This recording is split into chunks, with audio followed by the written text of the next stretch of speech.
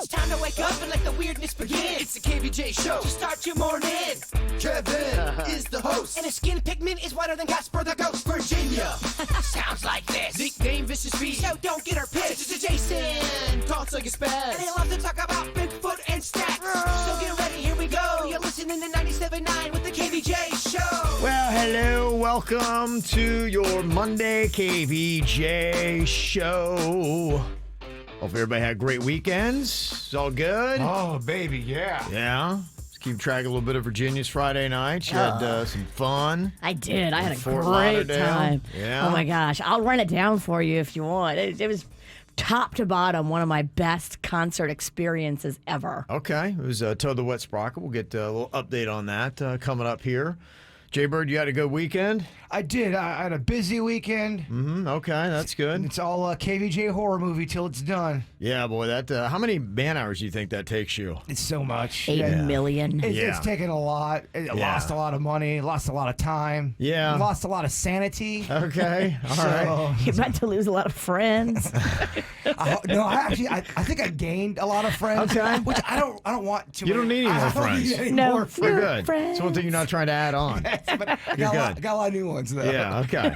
Well, that's good. All right. So that sounds nice. So hopefully everybody had a great weekend. Here we are back for a Monday.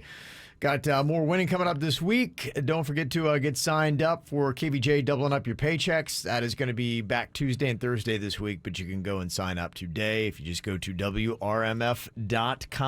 It's the KVJ dirt of the day. It's the KVJ dirt of the day. Virginia, take it away, because you know we need that dirt of the day. Oh my gosh, Jay-Bird, did you see the news over the weekend? I think I know what you're talking about, and I'm annoyed that I do know what you're talking about. Are you talking about Travis Barker? I am. And one of the Kardashian girls, I forget the first name. Our name is Courtney. Yes. Yeah. They are now officially engaged. Oh, wow. Oh, it was beautiful, Kevin. Okay. I don't have to tell you. I'm sure you've already seen the pictures. No. I mean, beachside, roses. It's the first time hearing of it. It's beautiful. Okay. Just a gorgeous, beautiful setting on the beach. And just, how could she say anything but yes? Travis Barker, this is not going to end good for you. I'm telling you, man, you have a chance to run now. Dude, you already survived a plane crash. Why are you doing this? Yeah, you're playing with death again. You thought that was unpleasant. Man, leave now, Barker, while you still can. Don't say we didn't warn your ass. Talk to Kanye. Isn't there just a track record of any guy these Kardashians get with that they fall off the face of the earth when it comes to their career? You can go to basketball players, you can go to recording artists. It just seems to be death for any of them. None of them seem to do well when they get sucked into the Kardashian clan. It's a curse, Travis Barker. You need to learn. Yeah. Yeah, it's he's too in it. If you look at it, yeah. he's in that honeymoon. He's got the butterflies. It's you want to just slap him in the face with a wet trout and say, "Wake up." Well, at the box office over the weekend, Halloween Kills actually took in $50 million, which is better than anything's taken in a while. So our movie's back. That could be exciting. It was the easiest thing for me to do because I have the Peacock app thingy. And if you have that, you just hit play, and the whole thing was ready to go for you. Oh. Yeah, I'm surprised people went out to the movies for it. It was the latest movie in the Halloween saga, and one of my girls, Kyle Richards from The Real Housewives of Beverly Hills, is in it. Yeah, I've got some notes about the movie, Virginia. What did you think, Bird? The first 20 minutes I really liked because they went back to 1978. They kind of did like a whole what other things happened that night from the original. I thought that was kind of cool. Okay. And by the end of the movie, holy crud balls, it got a little goofy and a little. I get that it's already an unrealistic movie, but to the point where Michael Myers was. I don't want to spoil it for anybody, but he was so untouchable to the point where it wasn't even fun to watch. The ending got really goofy and really over the top unrealistic. Yeah. Yes. Okay. I get that he's an invincible killing machine, but to the point where what he was doing was a little much. Yeah. Interesting. Yeah. And I mean, you are a man making your own horror films, so your opinion definitely counts more than most. Oh yeah. Oh yeah. Oh, yeah. He knows making horror movies. Duh. Yeah. Well, mine's gonna be terrible. We know that. And finally here, wow, congratulations to Melissa Joan Hart. She won it all at the end of the whole Celebrity Wheel of Fortune tournament. Remember, we told you a few weeks ago, our boy Vanilla Ice was playing for Little Smiles, and he won like $30,000. But I guess at each round, the celebrities who win move forward to play other celebrities. And she went to the very end and won $1 million Wow. for her charity. Over $1 million. $1,039,000 for Youth Villages, a charity that helps emotionally and behaviorally troubled children and their families. Look at that. Okay. What a cool thing that Wheel of Fortune is doing. And that's what's going on in your dirt. What are you thinking about? What are you thinking about? What's on your mind? Are you thinking about? What are you thinking about? What do you think about today, Jay Bird? So I was eating some pizza over the weekend, and as I was eating the pizza, I'm going, man, this is some bland-ass pizza. So I didn't really think too much of it. Then the next thing I ate was a little bland, and then the next thing I ate was a little bland. Uh-oh. And sure as crap, my taste is weird again. I wouldn't say my taste buds are out. They're not Yeah. out. But man, everything is muted down, especially if it's salted. My sweet stuff, I can tell that it's sweet. I may not, like if I'm drinking a Mountain Dew, I can tell it's a sweet beverage. Okay. But I couldn't tell if it's really Mountain Dew, and any kind of meal I'm eating it's very muted down. Oh man. It's not that I'm tasteless completely, but oh man, it's odd how this keeps doing this to me. Kind of like my taste buds have these wires connected, and if I hit my head, You're right. they It get unplugs. loose. If you look at a sensitivity map of your tongue, the front is for salty and sweet. The back is for bitter, and sour is at the sides.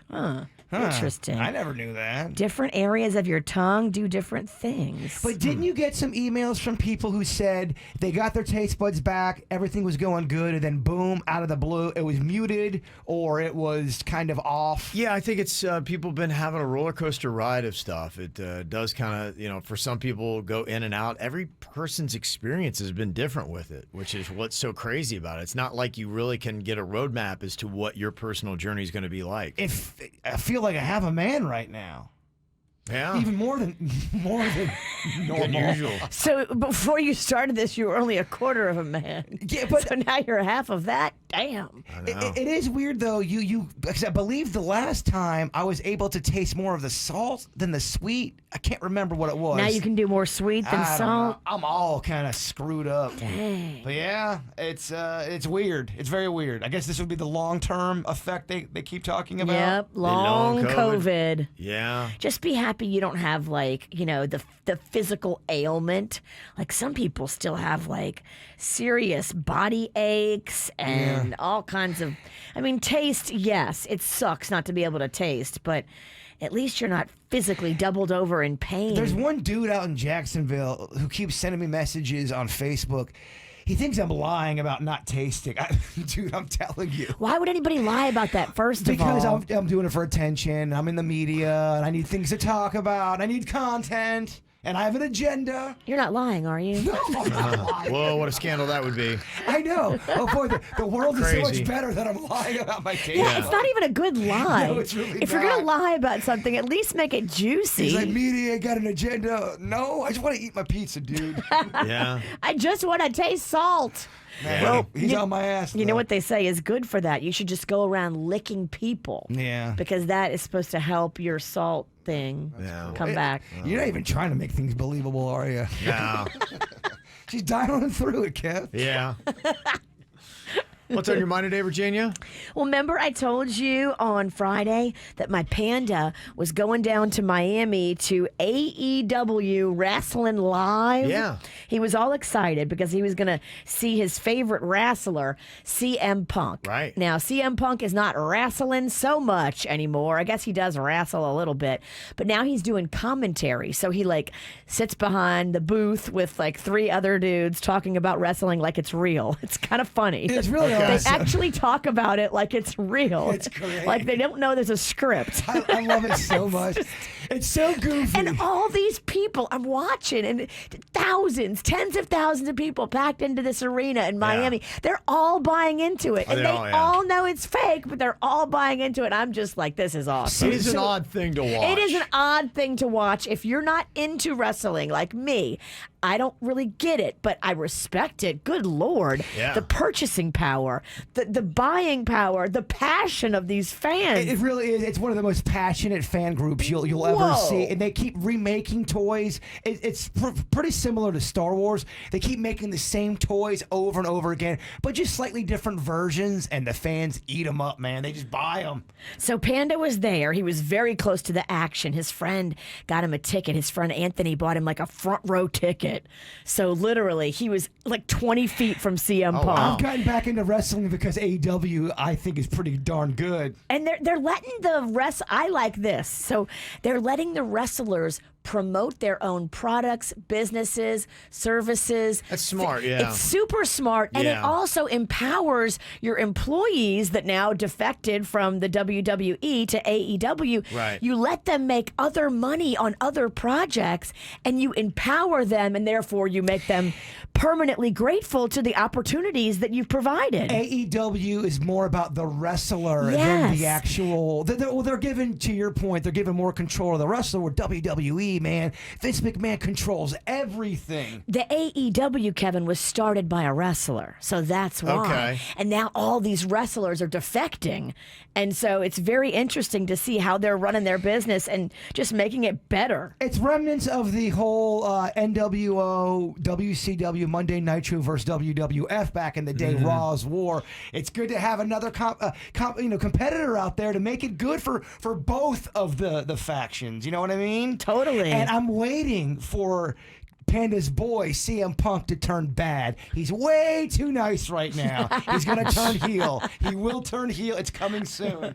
Well, Panda got on TV a bunch. If you watched, Really? yeah, Okay. he paused it and showed me like 5 different times, and he was right on the camera. That's awesome. Wow. It was so awesome. Okay. Him and his friend Anthony were giddy like a couple of kids on Christmas morning. I get it, man. It's got some old dogs in there, and they've done a really good job of making the new guys cool and the women cool. They're making everyone really cool looking.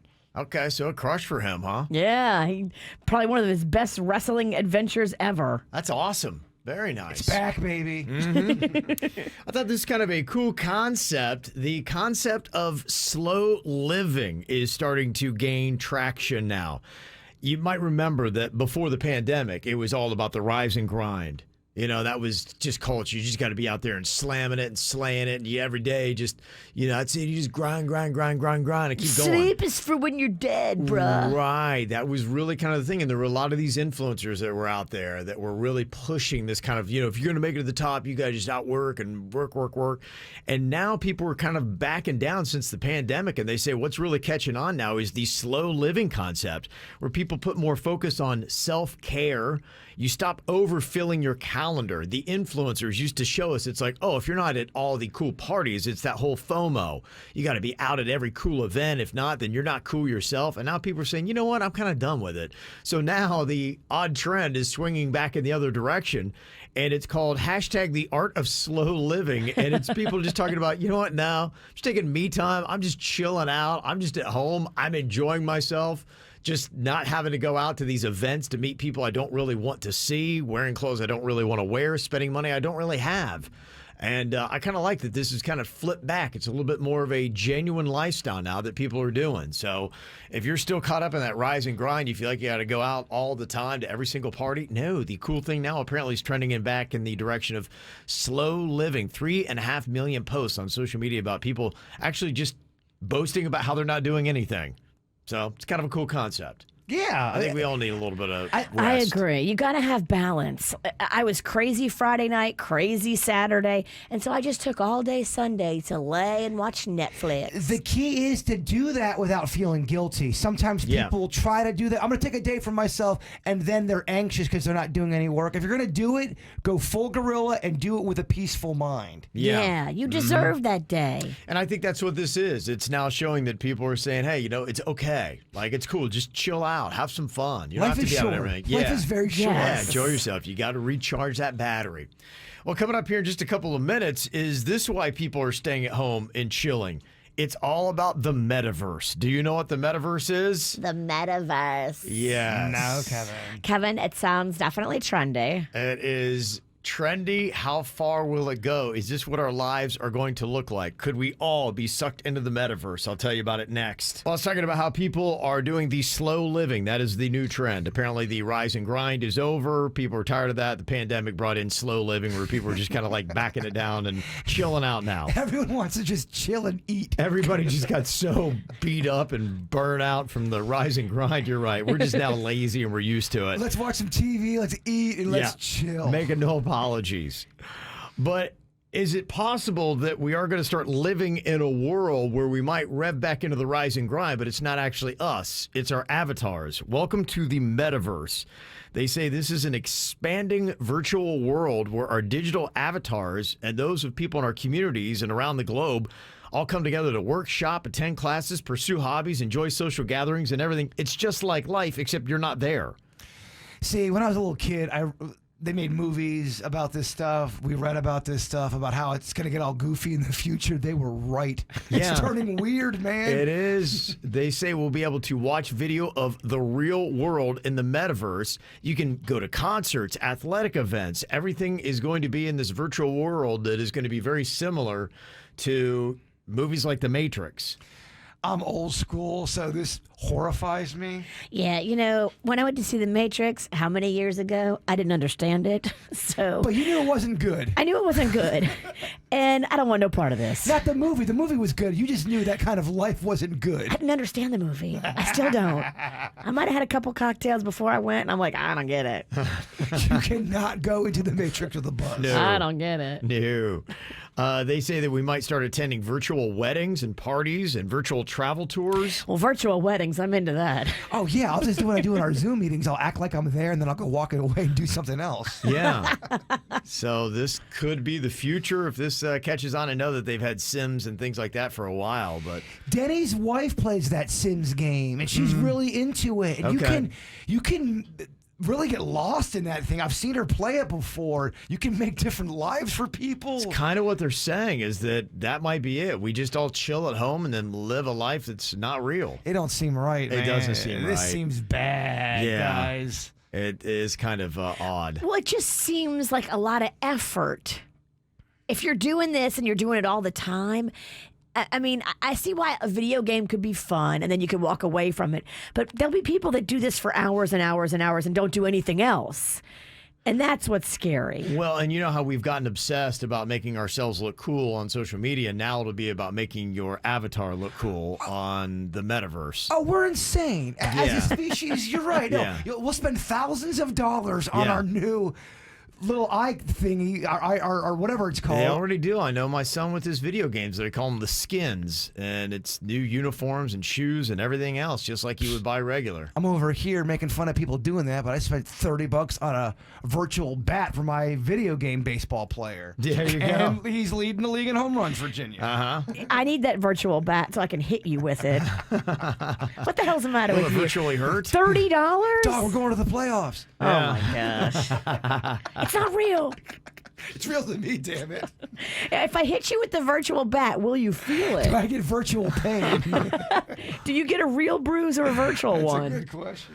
Something else a little scary. They say Facebook wants to build an artificial intelligence that learns and understands everything we people do. Nope. Nope. Do not make Facebook a person. Don't trust them. They say this AI would understand and interact with the world just the way we do in first person. So I don't know if you then start sending the fake you out there that understands and reacts just like you would, so you can stay at home and lay on the couch more.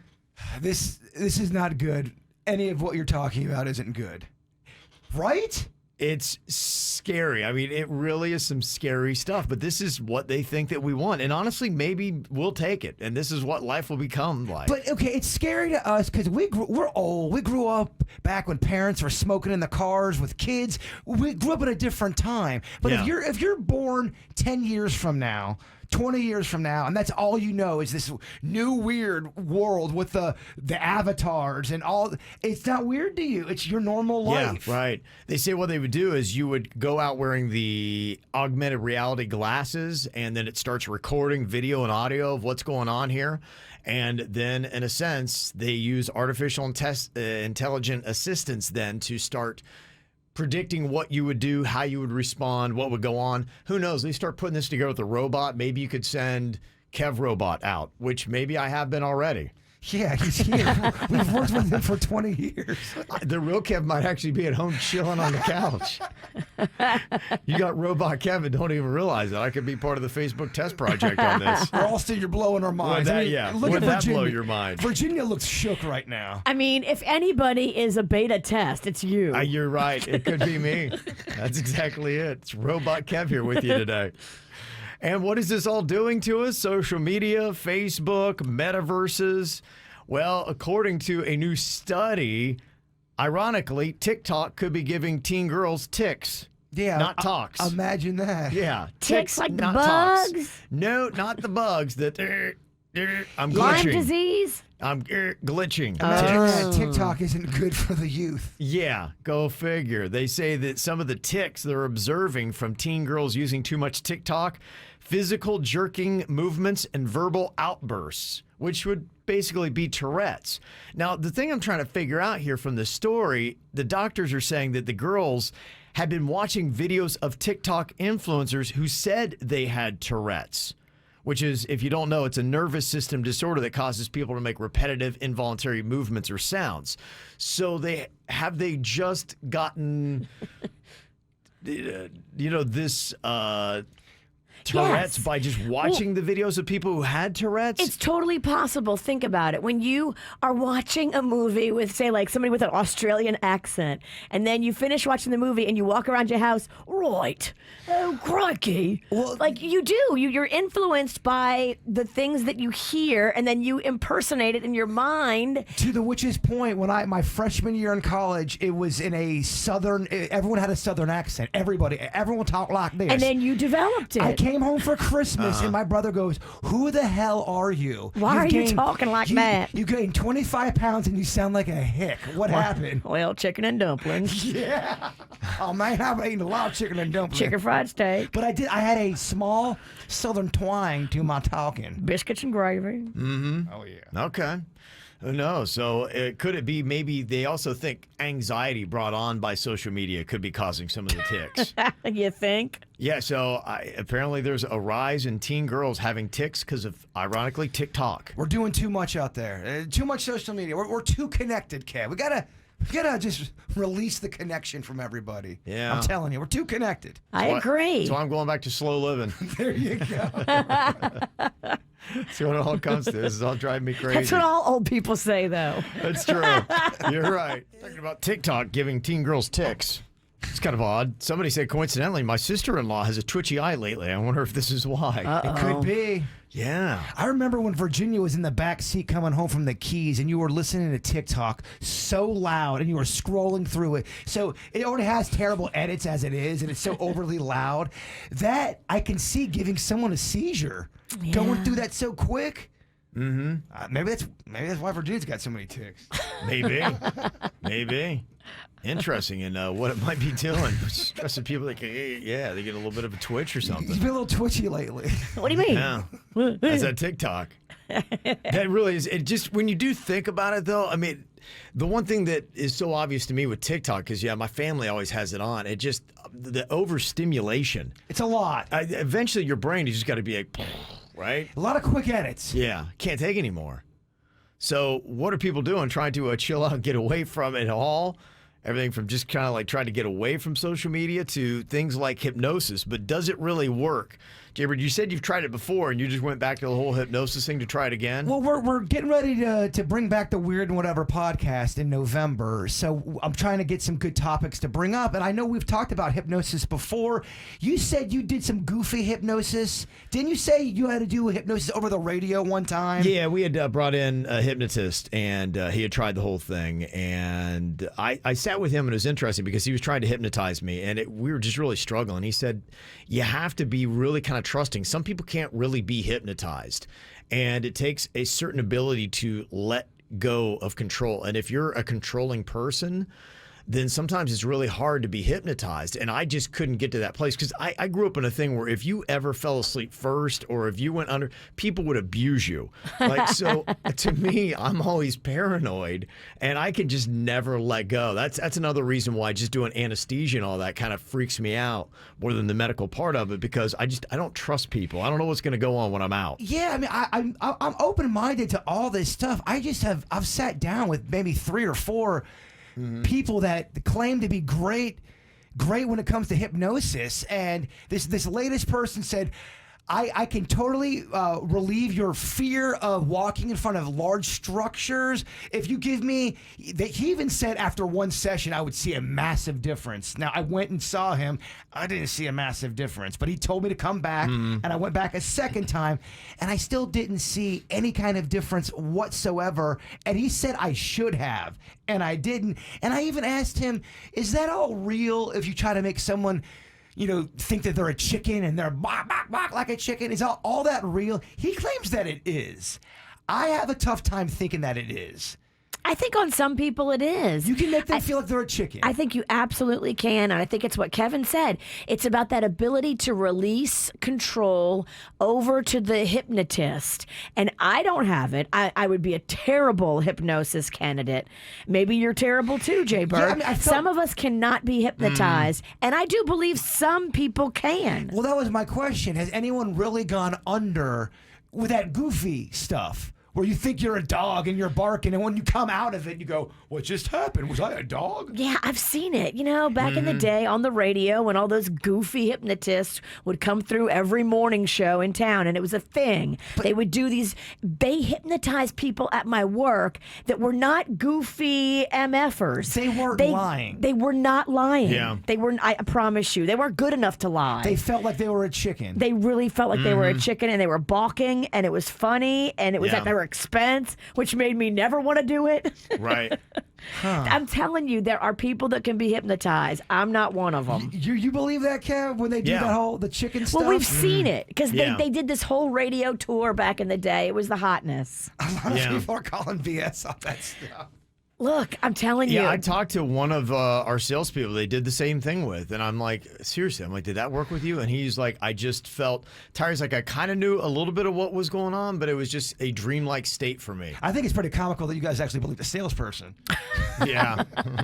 I'm telling you, the people that did it at my old radio station didn't have the capacity to be that tricky, and they weren't that good an actor. Well, it's been around long enough, and enough people are still doing it that if it didn't do anything for anybody, it wouldn't be a thing. Now, I'm not saying it doesn't work. I think it can help with losing weight and quit smoking. I'm talking about where, Jay Bird, you're going to act like you're a cactus, a barking cactus, and you're not going to know what's going on. That's the stuff I think people have a tough time dealing with. I don't think it matters what they tell you to do. I think it matters, are you able to mentally go there? And then once you can go there, I think they can help you with anything.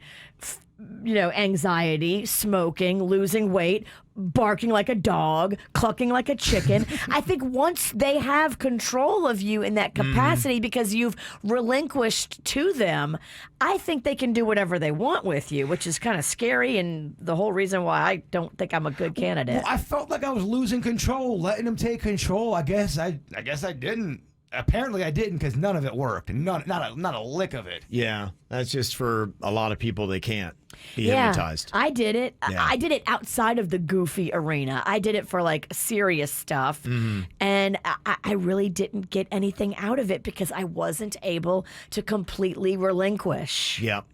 Yeah. I'll give $500 to someone who can hypnotize me legit and come in and go in there and make me not afraid of large structures. $1,000 I'll give. 1,000 of my own dollars. Whoa, this is like the hypnotist challenge? Yeah, I don't think it can be done. 1,000 smackaroos. Is there a hypnotist message board anywhere, Virginia, we can go to post this challenge so we can get a slew of hypnotists in here to try to hypnotize Jaybird? But that's going to be it, though.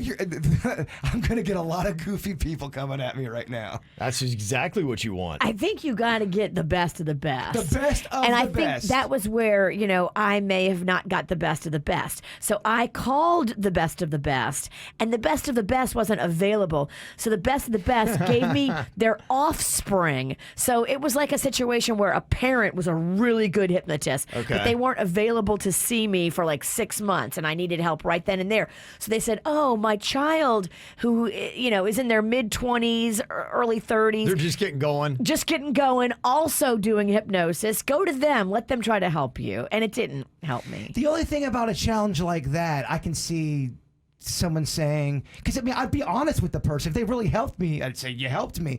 But I can see them getting mad and going, you didn't even try. I tried to help you, blah, blah. You see what I'm saying? Yeah, and to that, I would just say, I don't think some people are hypnotizable. That's what I'm saying. And I think you can change your headspace maybe and become more hypnotizable. But Kev, Hypnotizable? Is that what it is? But I wanted to. It wasn't like I was not trying to be open. I wanted to be open to it. I thought I was. I thought, okay, I'm open to everything. Let's go try this out. Maybe you don't know yourself as well as you think you do. I know nothing.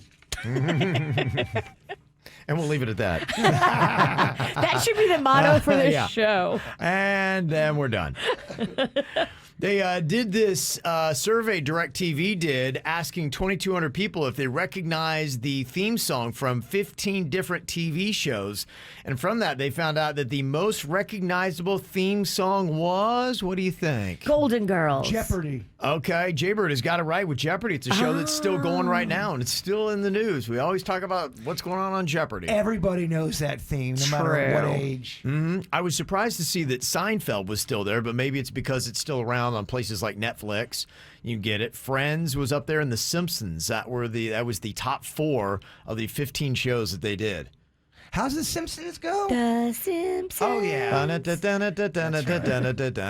Yeah. And it kind of goes on and on. But, yeah, I mean, how many great theme songs are there currently on TV shows? It really is something that they don't do as much anymore. Now, there are some. In fact, I forgot I was watching the last episode of Season 2 of Succession last night, getting ready for the premiere that they had last night. And they have just kind of a song. I'm like, okay, they do have one. And then you think about on Netflix, they had Narcos. And that's got a really cool theme song. That's my cut. You love dancing to that. That's my jam. Yeah. So that'd be my question. If you had to say, what is the best TV theme of the last 10 years?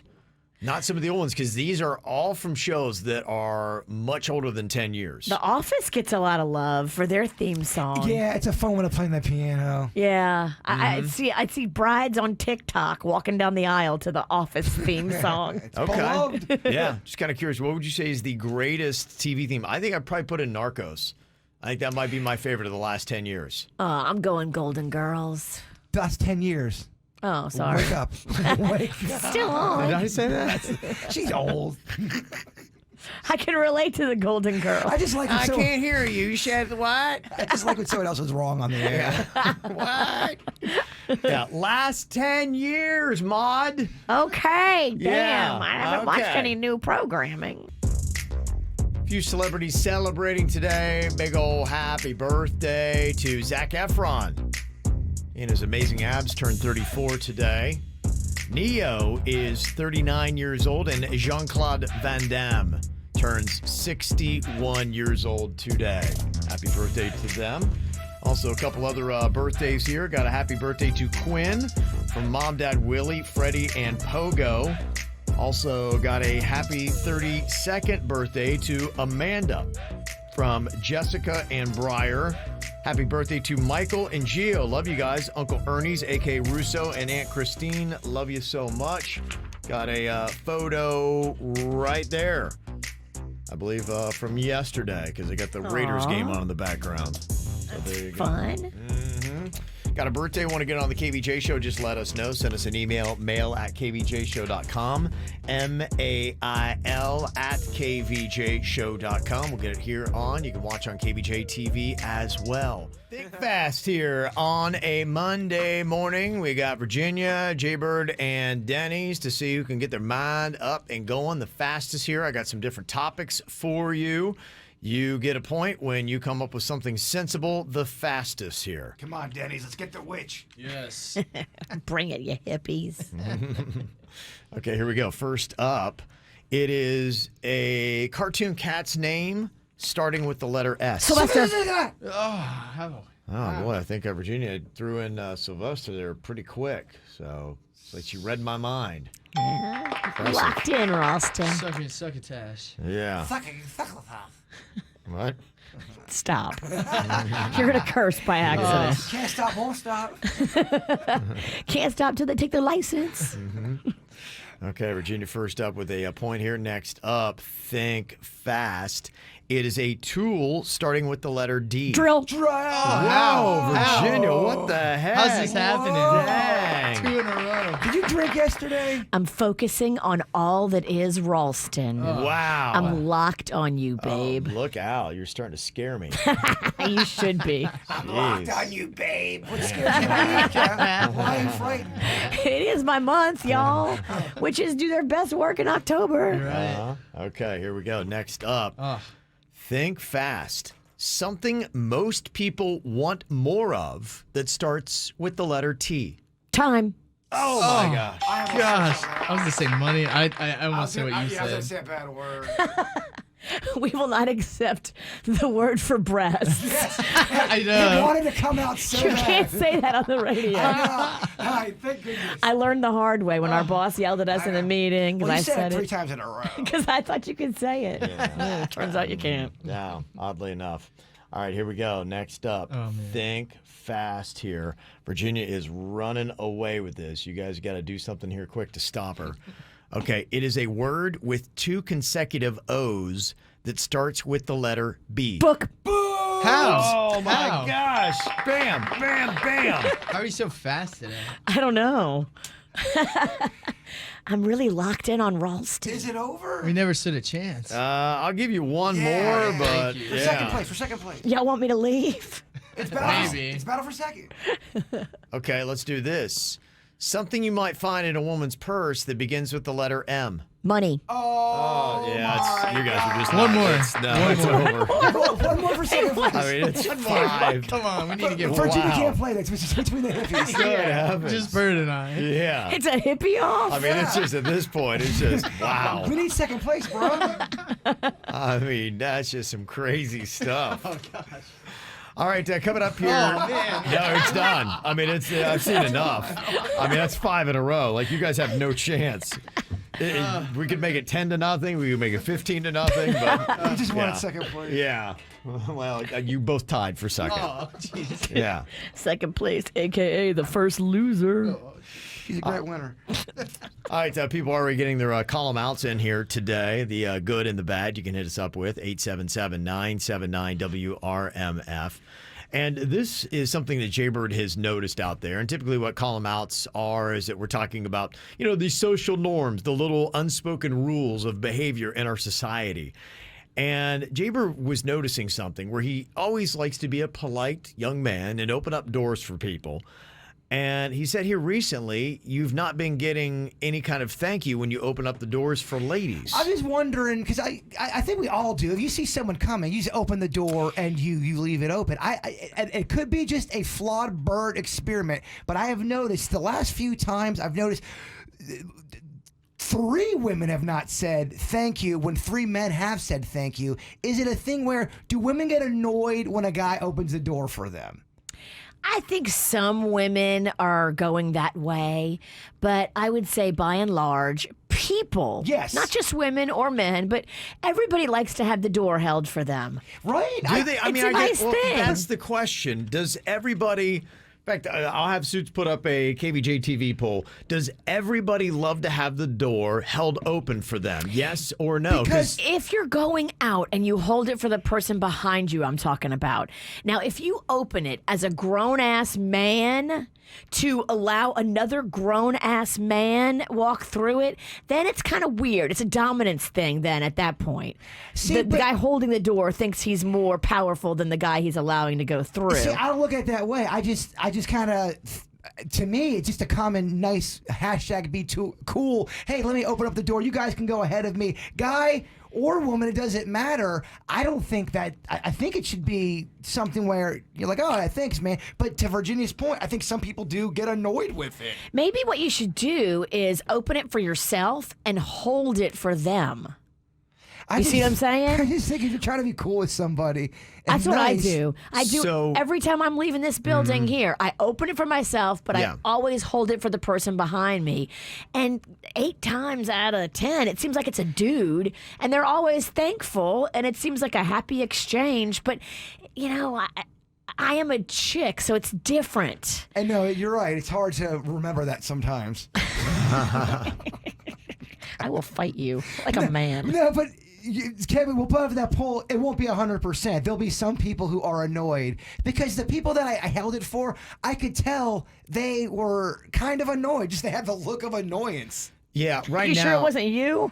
All I did was open the door. I didn't. What if it had nothing to do with the door and it was more about you? Well, I mean, it was a 2-second fleeting moment. I'm just noticing it's about the door holding. 94% of people saying yes, they like it and appreciate it when somebody opens the door. Well, 91% now. But somebody did text in and said, yeah, a woman had told me when I opened the door, said, I can open the door by myself. Yes. And I said, I didn't do it because you're a woman. I did it because I'm a gentleman. Exactly. I think that was the feeling I was getting. They think I'm doing it because they're just a woman. I would do that for anybody, and I think a lot of people would. Mm-hmm. Yeah. It's not about the gender thing. I don't know. You're a pig. Well, I think some people leave the house looking to be offended. That is true. Oh my Yeah. gosh! Look A around. man held the door for me. How dare he? Yeah. Right. Maybe just open it for yourself and hold it for them. Well, I'm gonna do me anyway. I brought it up. I wanted to see how people are set. Because to me, anybody that opens the door for anybody, you would assume, oh, they're going to think that's cool. But there's always a few annoying people out there. Everybody's set different, and now people are so weird and squirrely. I mean, you literally you don't know how it's going to go when you try to just be gentlemanly and nice. Like, Yeah, I'm not trying to get in anyone's pants by doing that. I would do But if that happened, it wouldn't be bad. well, that'd be kind of awesome. Jay Bird, thank you for holding my door. Would you like to meet me in my station wagon? It's just weird how everyone is so different, man. What offends you doesn't offend me. Yeah. It just seems like it's something where you should still want to give the courtesy to people. And you should still say thank you. Somebody texted in and said, yeah, I stopped holding the doors for people behind me because people do not say thank you anymore. It's like they just expect you to do it, and then they are rude on top of it. Yeah. Don't let them change you. Yeah, I agree. That's the thing in life. If you are happy with the way you're doing it and you're a gentleman, just do it and keep doing it. And whatever they choose to react to that with, that's on them. And you can't let it get to you. You got to keep doing you. And the people that appreciate you are the ones that you focus on. 110% agree with the witch is saying, and I'm looking at our poll. Yeah, this sounds about right. It's 87%. Yeah, that'd be cool if you held it. 13 are going to be offended by it, which pretty much Seems to be all you're holding it Yeah. for. sums up my whole theory. Yeah, usually about 20% of the world is annoying AF. I love that only man-hating, angry ladies are around Jason coming in and out of places. No, that's not true because many women and men have been very friendly. I noticed just recently that the last 3 women I held it were, man, You man, pig. you pig. What, you think I can't open my own door? That Dirtbag. was kind of the vibe. Yeah, somebody said one thing to consider is there are some people that are a little weirded out about being close to anybody.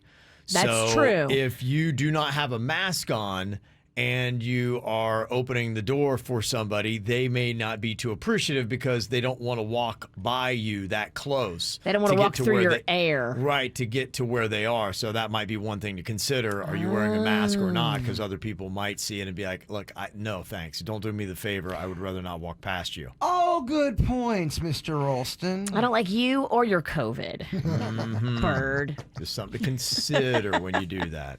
Okay, we got some column outs here today. I believe Jaber wants to start us all off. He's got a column out here for Virginia. Jaber, what do you want to call Virginia out for here today? Well, it's you're assuming it's bad, but it's actually a very good thing. Yesterday, Oh, okay. It was- It's usually always bad. No, yesterday it was Sunday morning, and I'm going, oh no, this does not feel good. My air went kaput, and my air started getting all hot, and it was hot yesterday. So I turned it off to try to see if I just needed to take a break. Sometimes the coils get frozen or whatever. Yeah, and you could turn it off and turn it back on, and it works. I texted Virginia. I think I texted her at 12:15, or whenever I texted you. I want to make sure I get the name right. Who is the place you endorse? Cooling advisors. They were at my house in under an hour and had me having air. My air is working so much better now. Good. And I had a Freon issue. I was wondering why I was spending so much money on my electric bill. One of those coils broke loose. A Freon was leaking, and Rob from Cooling Advisors came over and fixed it under an hour. It's working unbelievable. I thought I was going to be done without air for 2 days. Wow. So thank you for that. It was very, very kind. Rob came over. He was playing piano. He knows Billy Joel. Wow. So Now me and Rob are dating. he fixed my air, and then the last hour and a half was him and me playing Billy Joel songs together. I had the air fix, and I met a friend. That's amazing. I'm not even kidding you. We're playing Jackson Brown songs. He's sitting at my piano. So if your AC breaks and you have a piano, you need to call Cooling Advisors and ask for Rob. I thought it was going to be a terrible Sunday, and it turned out to be awesome. How about I that? started making myself whiskey drinks. Now you got a new BFF.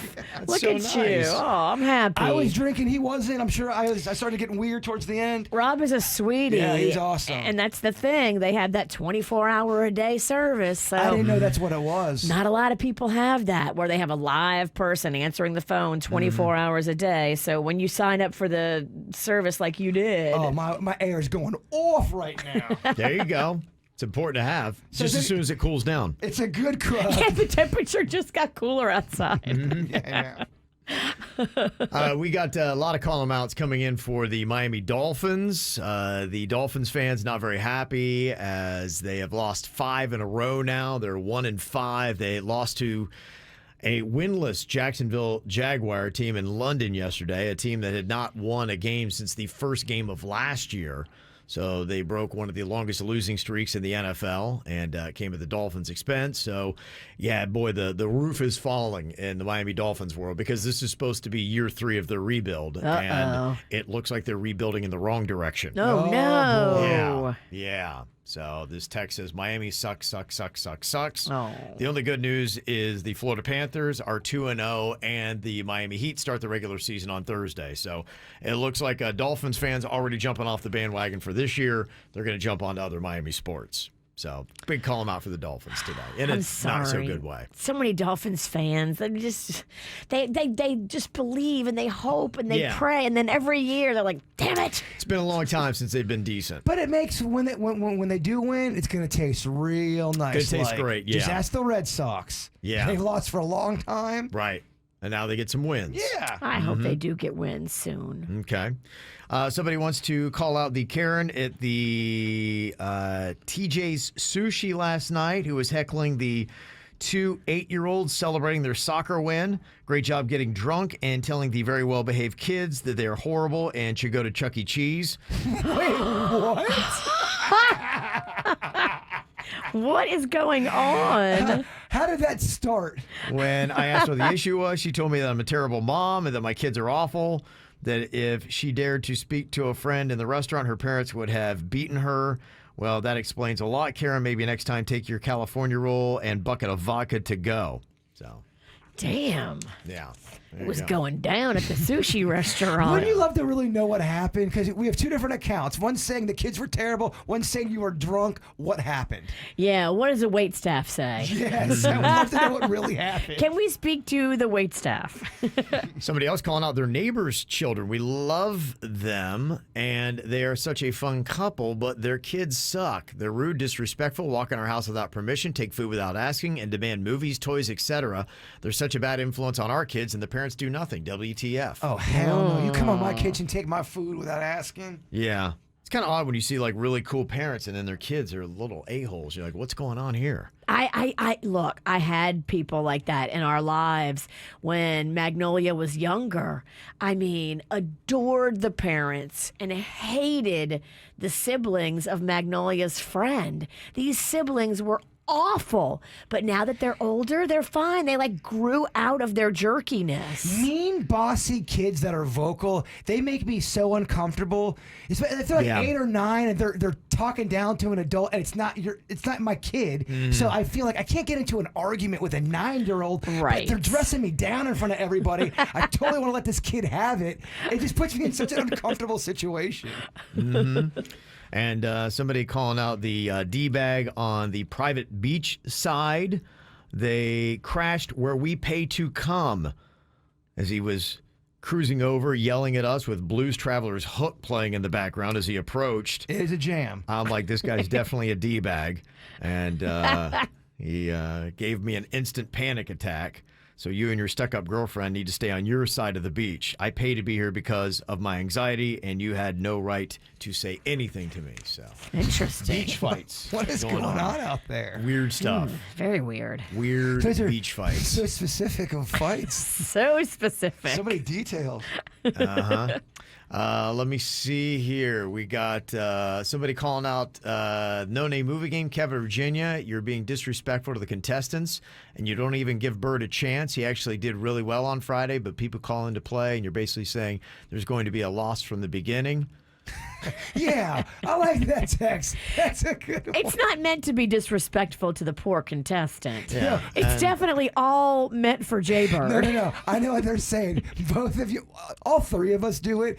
When we get a partner and they're not getting the clues, we turn into D-bags. Because we take it serious.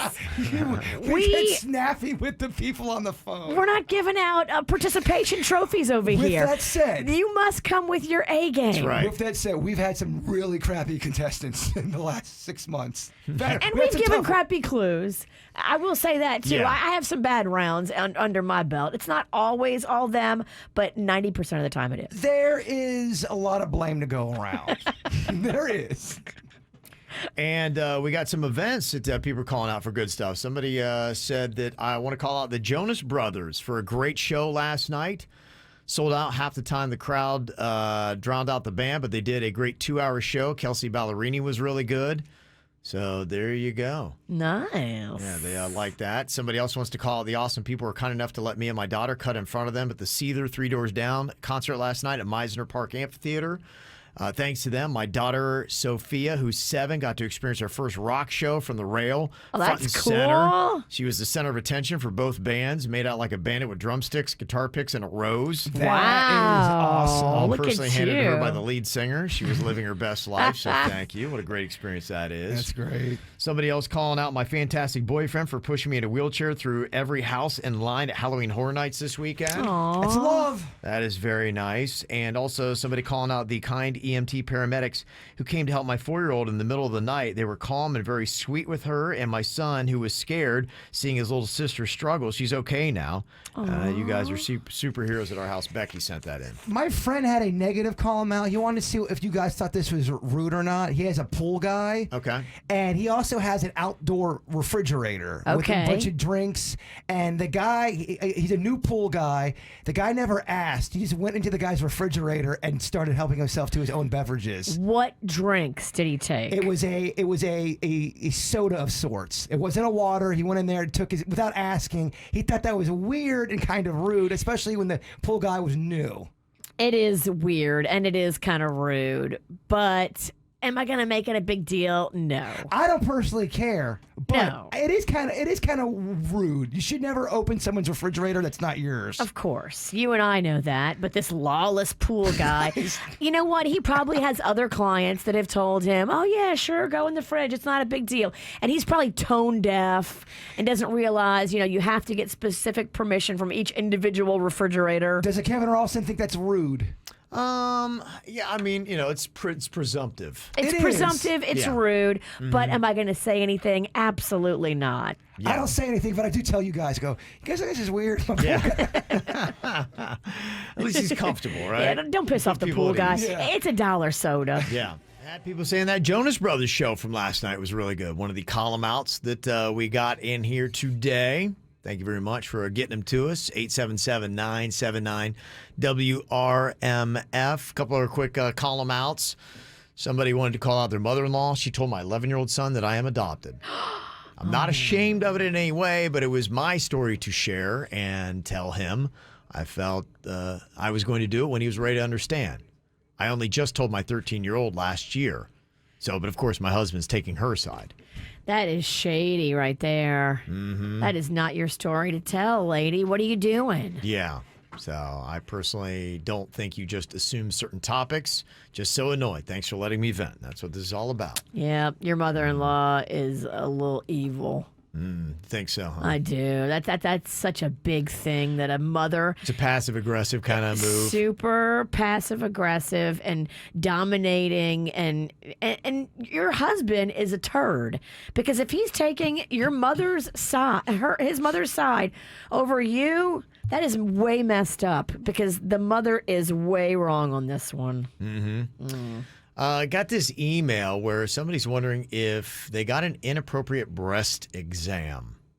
I've never had one, so you have to tell me. Virginia, this email said, I had a mammogram over the summer that resulted in me having to go for follow-up testing. I had an appointment to see a new primary care physician about 2 weeks after the results all came back okay. The new doctor then asked me to hop up on the exam table and take my vitals. He did that, and I assumed we were done. That's when he then pushed me back on the table and proceeded to pull my shirt and bra up over my breast. He then performed another exam after we already knew that I had just gone through several tests and all was good. My experience with having a breast exam has always been discreet, and the doctor has always asked permission to pull up my shirt and bra. I'm not sure what the heck he thought he was doing, but I didn't get a breast exam. I'm talking 2 hands at once squeezing me. There isn't a doubt in my mind that I was groped. I demonstrated my husband how a breast exam should be given and then demonstrated what the doctor actually did. My husband was appalled. I'm humiliated, and I have another appointment coming up, which I will cancel. Should I report this doctor for inappropriate behavior? I don't want this to happen to anyone else. I also don't want to ruin a career either. You absolutely should report him because that is way uncool. And just the fact that you had already been through the tests and they had found that there was nothing the matter.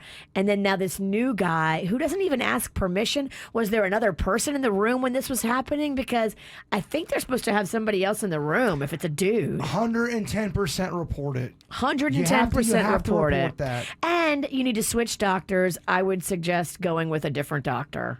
But definitely report that. My doctor, Dr. Thornton, is amazing. I highly recommend. And after you have a bad experience like this with a man, I think it's time to switch genders. Yeah. That's just my opinion. Because Okay. you feel violated, you feel upset, and you need to say something so that hopefully he doesn't do this to anybody else. And then you need to switch doctors immediately. Yeah. Yeah, somebody said, that's not a normal exam. No, It should that's be not. reported. And you know how it feels. If you have boobies and you've had to go through this, I've been through it a million times. I've had to have biopsies and stuff because I've got lumpy insides.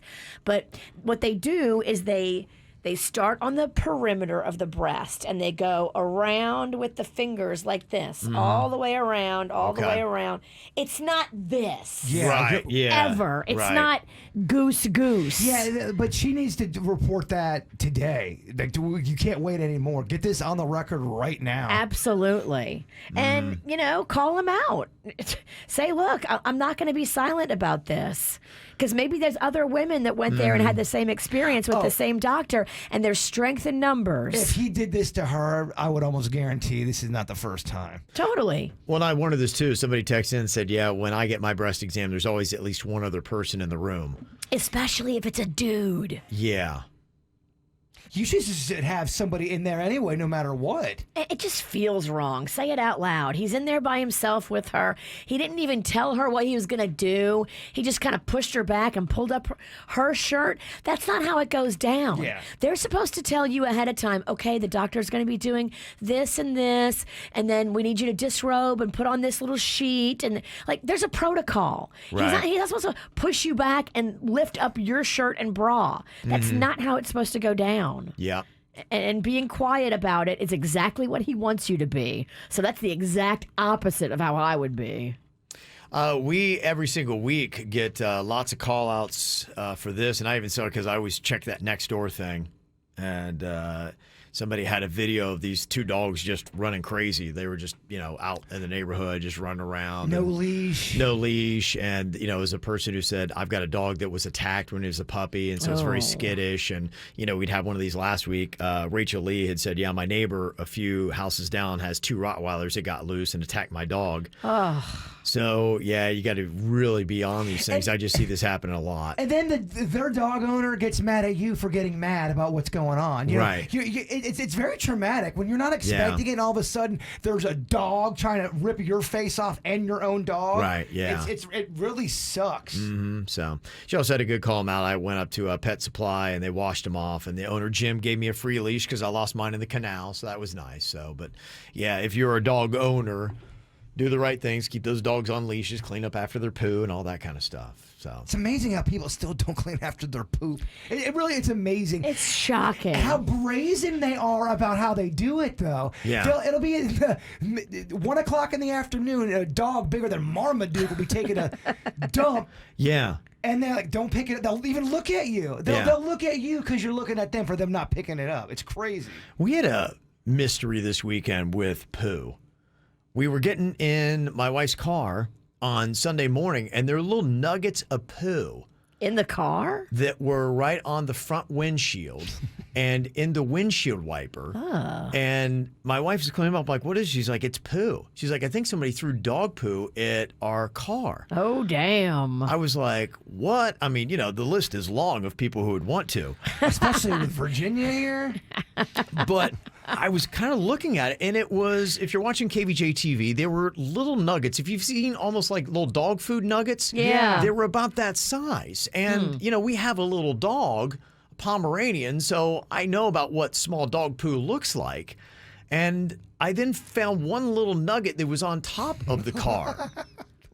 What a mystery. Well, the dog didn't get up there. It was put there by human. Well, the question I have is my wife was assuming it was dog poo.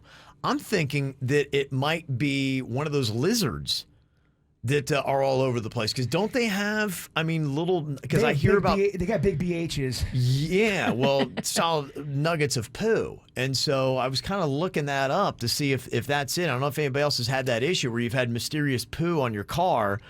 And was it an iguana that had gotten up on our car and dropped a nugget, and they kind of fell down onto the front windshield? Even the lizards that are smaller than the iguana but are still pretty hefty looking, Yes. they can leave quite a bit of poop along the trail, I've noticed. Yeah. At least the ones in gardens, they're eating real good. So, yeah, I was just kind of wondering if anybody's dealt with this, because we're just trying to figure out, did we have a drive-by dog pooing, or do we have an iguana get up on her car? How bummed out are you if you find out it's not either one, it's human? Now you've got someone that's after you, Well, it's a Ralston. weird, tiny human, and they honestly, like I said, they were tiny little nuggets. If you're a human that poos like that, I don't know what you got going on, man. You need to go see the doctor. Yeah, you were struggling to get that out. It did not work out well for you. So, yeah, that's what I think it is. But if anybody else has had mysterious poo, what could it be? Could it be a raccoon? I love the mystery. Yeah. Oh, yeah. It could be a different animal, like a raccoon or a possum. Yeah. Do we know what possum poo looks like? Yeah, the modern day raccoon is very agile, Kev. They can get up pretty high. Somebody said lizard poo has a drop of white in it. There was a little bit of white. That's why at first I thought it was like some bird, but there was some white that was with it. Huh. Lizard So- sending you a message. Okay, interesting stuff. So if it happens again, I should have brought it in for a sample. You could add a mystery here. I love it. I don't see a dog going up there to do that, but totally lizard, possum, iguana, all of those would poo on top of a car. Yeah, I'm thinking maybe I had that. I'm just wondering if anybody else is having iguana poo on their car. The iguanas like to, is that like an iguana toilet? So somebody said iguana poo does look like dog poo. Dang, these things they're just ruining society, aren't they? These godless lizards. They're definitely making some noise around these parts. Okay, all right. Got to tell you about some of the best cities in America for a quick little getaway. I was telling you on Friday how my wife has been getting all giddy because she saw this TikTok video. In fact, somebody sent it to me today, so it must be all over the place. It's this girl, and she shows how to take a bag shower on the side of her van.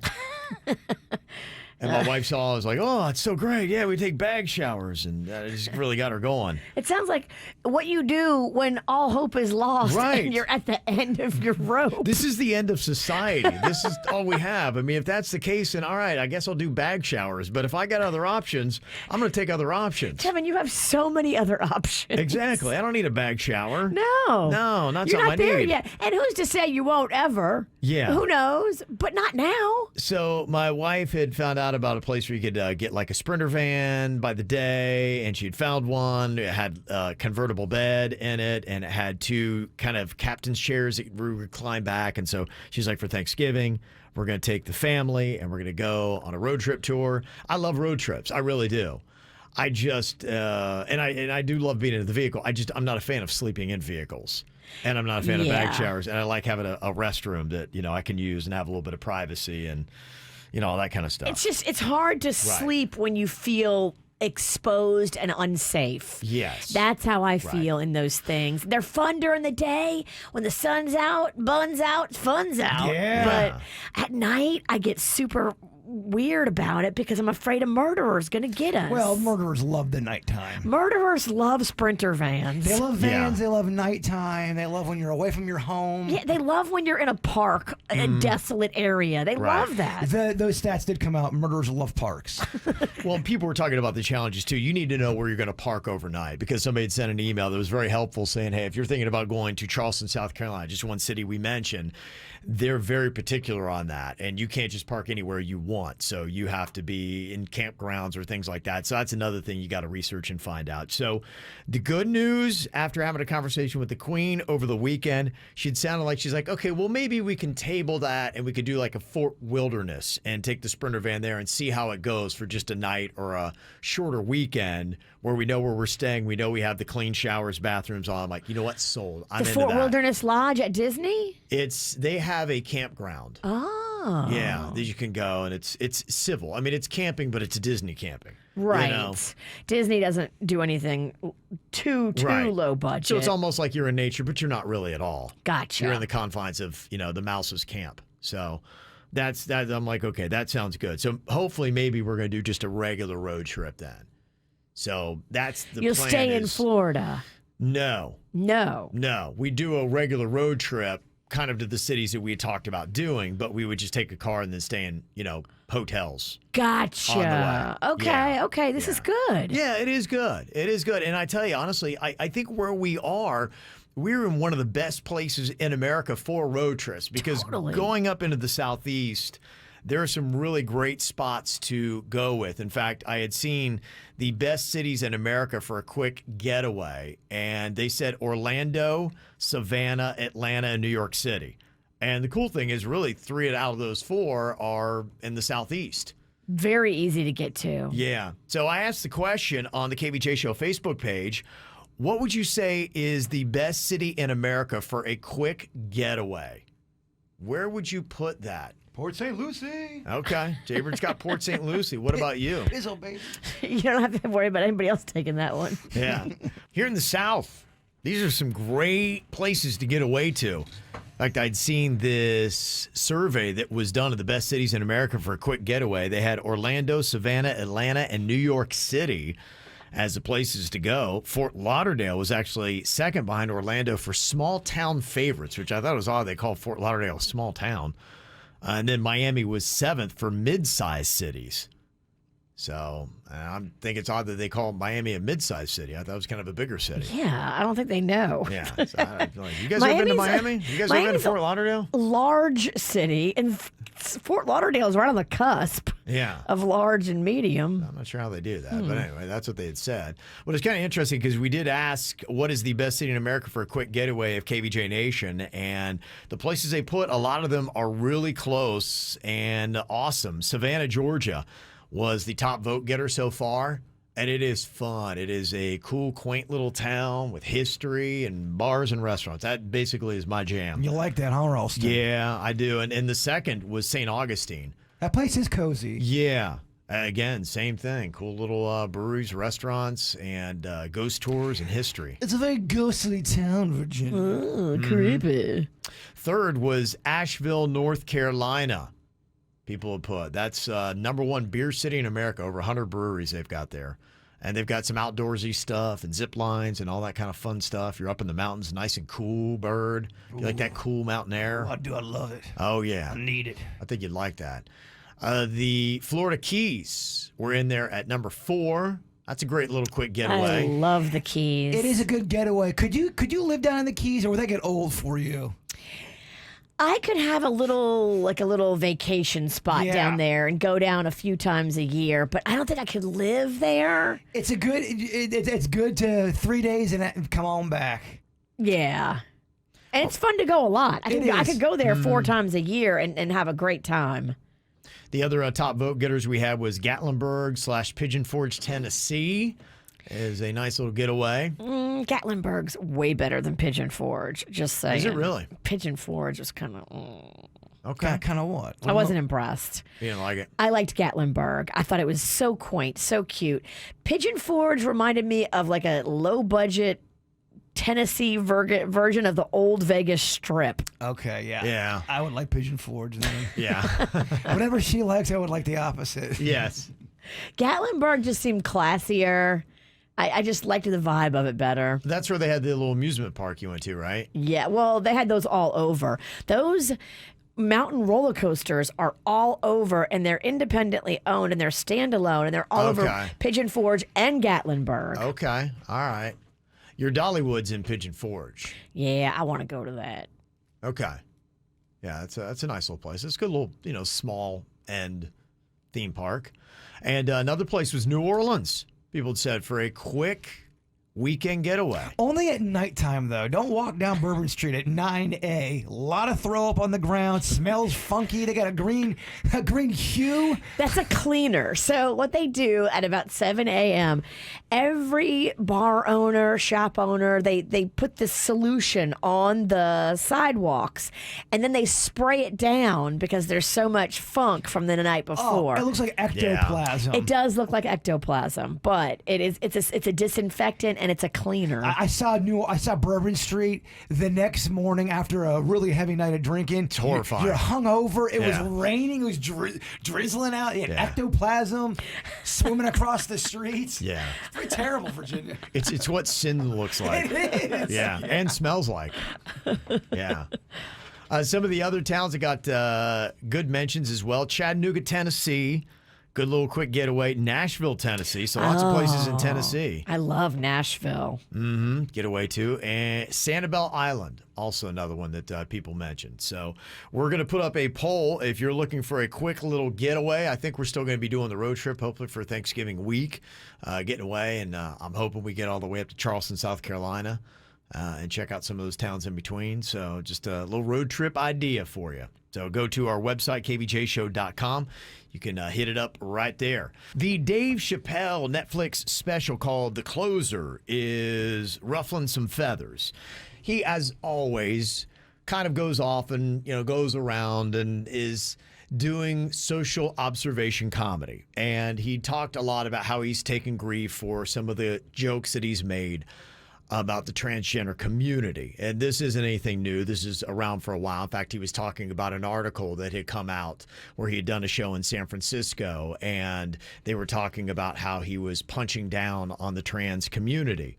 And that was one of the big comments about it. And since that's happened, there's been stories supposedly coming out of Netflix that they have been protesting, and apparently this week there are going to be some Netflix employees who are going to walk out and quit if Netflix doesn't take his special, The Closer, off of the platform. And so they're protesting in that way. I don't think they're going to win. I don't think so either. And somebody had asked, what I thought of, and I hadn't had a chance to see it until this weekend. I finally watched it. I know you watched it, Jaber. Yeah, I really liked it. I didn't want to comment until I had seen it. It is what Dave Chappelle is and what Dave Chappelle does. And Dave Chappelle, to me, weaves really tough concepts with comedy and also somehow throws in a little bit of heart. And I think he does it in a masterful way that I've really never, ever heard anybody do. You've heard people that tell jokes masterfully, but somebody that really has a little bit of a social message in there. And, look, it's easy to say you're not offended when you're not the target of the comedy. And so I have to preface that. I'm not transgender. So, yeah, it's easy for me to say, oh, Dave Chappelle's special didn't offend me. But what about other transgender people who have come out and said they weren't offended either? My point is, anytime anyone gets offended, no one speaks for all people. You see what I'm saying? No group ever. I think it's impossible to do so. You can speak for yourself. And exactly. That's really it. There are things where, hey, white Christians are made fun of. And I will talk to somebody else who was offended and I wasn't. And, that's just kind of the way offense goes. I guess it's down to the person themselves. I read an article from a black transgender from Ohio that felt like they were betrayed by the special that Dave had done, and they had always rooted for Dave. And they felt that the special, The Closer, was a betrayal of that.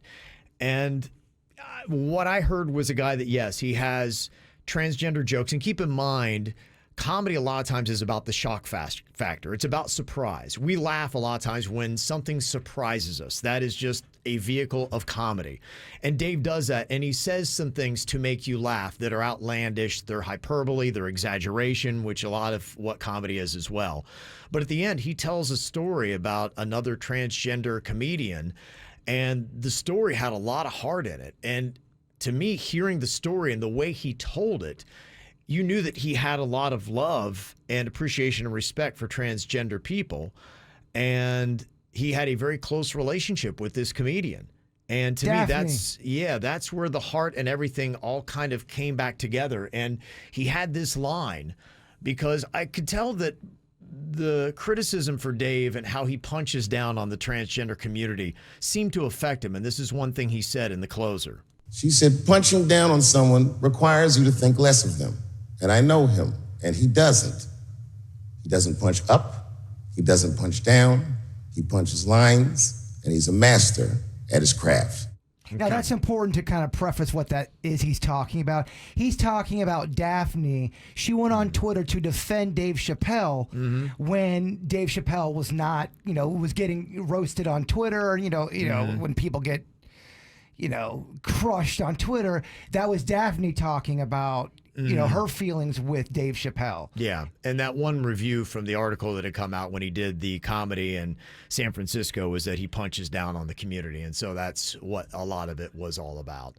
So, yeah, I looked at it, I laughed, I thought that it was Dave Chappelle doing what Dave Chappelle does, and again, I'm not the target of that comedy, so it did not offend me, but there are a lot of people that do feel that way. And, is it right to take something down because of that? And that's where we are with everything that happens in our society right now. Just as people, humans, we take ourselves way too seriously. No, I'm talking about everybody on the planet. Everyone we take ourselves too seriously. Yeah. Somebody texted in and said, I watched the Dave Chappelle special and I didn't see one thing wrong with it. I'm so sick of these uptight people that can't take a joke and take everything personally. I actually watched it 3 times over the weekend to make sure that I didn't miss anything. And I think if you are not transgender and maybe you've never had anybody disparaging you because of the choices you've made in life, it's not going to, I think, probably set you off. But that's comedy though. There's a lot of things that you're going to find offended that if people are trying to push the envelope, it's going to happen. Yeah. You're going to always offend somebody. By me just saying this comment alone, I'm going to offend somebody. And do you know how many people at Netflix are saying they're going to walk out or strike or whatever it is? This is, again, the media making a huge deal and making it. Dave Chappelle's thing's not going to get shut down. Yeah, I don't see that It's happening. not going to happen. And I mean, all of this talk, it's only helping. It's absolutely only helping. There's a few people at Netflix that are saying they're gonna walk out, and the media is running with it to make it a bigger deal. But it's gonna only help Dave Chappelle's special. Yeah, exactly. And to me, I think he has brilliant social commentary and the things that he has to say. That's why, to me, I would maybe call him. He calls himself the GOAT. And I would say that maybe he is, because of the way he can weave heart and comedy and everything together and also make you think. So, I think it would be something for a lot of people to check out and then, make your own decisions. But I'm not a fan of taking everything away. And No. there's some speech that I think incites violence on other people, and I question that. But this doesn't have anything in there that would make you feel that. I don't like something, so you have to shut it down. Yeah. That's not what this is about. And the points where he has any kind of violence in what he talks about, I took it very much as in jest, and it was a joke and just that. So that's my take on after watching The Closer on Netflix, but everybody's got to make their own opinion and feel their own way about it. Got a couple comments talking about two things that have been in the news here over the last week. That people were talking about Dave Chappelle's new special, The Closer, on Netflix, and he's got to love the fact that at least people are talking about it. Some people at Netflix were offended by it, and there is apparently going to be a walkout that is going to be coming up this week for some of the content in there. Somebody did text in. I always like to get more understanding and a different point of view that maybe I hadn't considered. And somebody said, I think the point people are missing is that Dave Chappelle jabs at the transgender community because they are commanding rights and changes that the African-American community has been fighting for decades. And he does mention that, hey, how are you guys doing so well with your movement? Ours is way behind schedule. I think Dave Chappelle does recognize that, though. That's what he had said, is that that's what his knock is, and he's comparing, and there's maybe some personal feelings that he has about that their movement is being a lot more accepted than the black community. And Judith in the chat room, she said, I love Jaybird, but he's oblivious to things that may be insensitive to other people. And I'm really not, Judith. Honestly, I know that there's things that are going to offend everybody. My point is, and maybe I muddied it up, no matter what you do, you're going to offend somebody. Mm-hmm. And the fact that if you always walk around on eggshells, it's I don't think that's a great way to get to the truth and to get to conversation. Sometimes, especially in comedy, things need to get uncomfortable, especially when things are changing. Yeah. Things are gonna get brought up, and some people may not view it through your set of eyeballs as far as the delivery message goes. Yeah. And that's all I mean. But I am very aware of people being over, or not just being sensitive to certain material. I do get that. I think uncomfortable conversations are very important. Nobody wants to have them, but we need to. Well, this conversation alone that you brought up, I will get a bunch of emails about this. Probably all of us will, although Virginia's been kind of quiet. Yeah, I just think it's hard to comment on things that are offensive when I'm not that person. Like if I was a transgender person, then I think, I should be speaking, but I'm not. And so I really want to listen instead of speak. But here's the problem, though. If we always say people can't talk and only one group is speaking, then you never have a conversation. If you can't give your opinion on what's going on in front of you, and you just always have to listen, I agree. I haven't listened. I haven't really heard their argument. I know that they're ready to walk out. I know that they're mad at Dave. I know they're mad at Netflix. But I haven't specifically heard, the points to be able to say, okay, I agree with that or I don't agree with that. Well, Dave Chappelle pushes the envelope, and he says things that gets people fired up. But he's done that with every group out there, though. Yeah. No, he does. And I thought it was interesting because somebody did point out, because we'd had the comment earlier, somebody said, I watched The Closer on Netflix, and, there wasn't anything that stood out to me.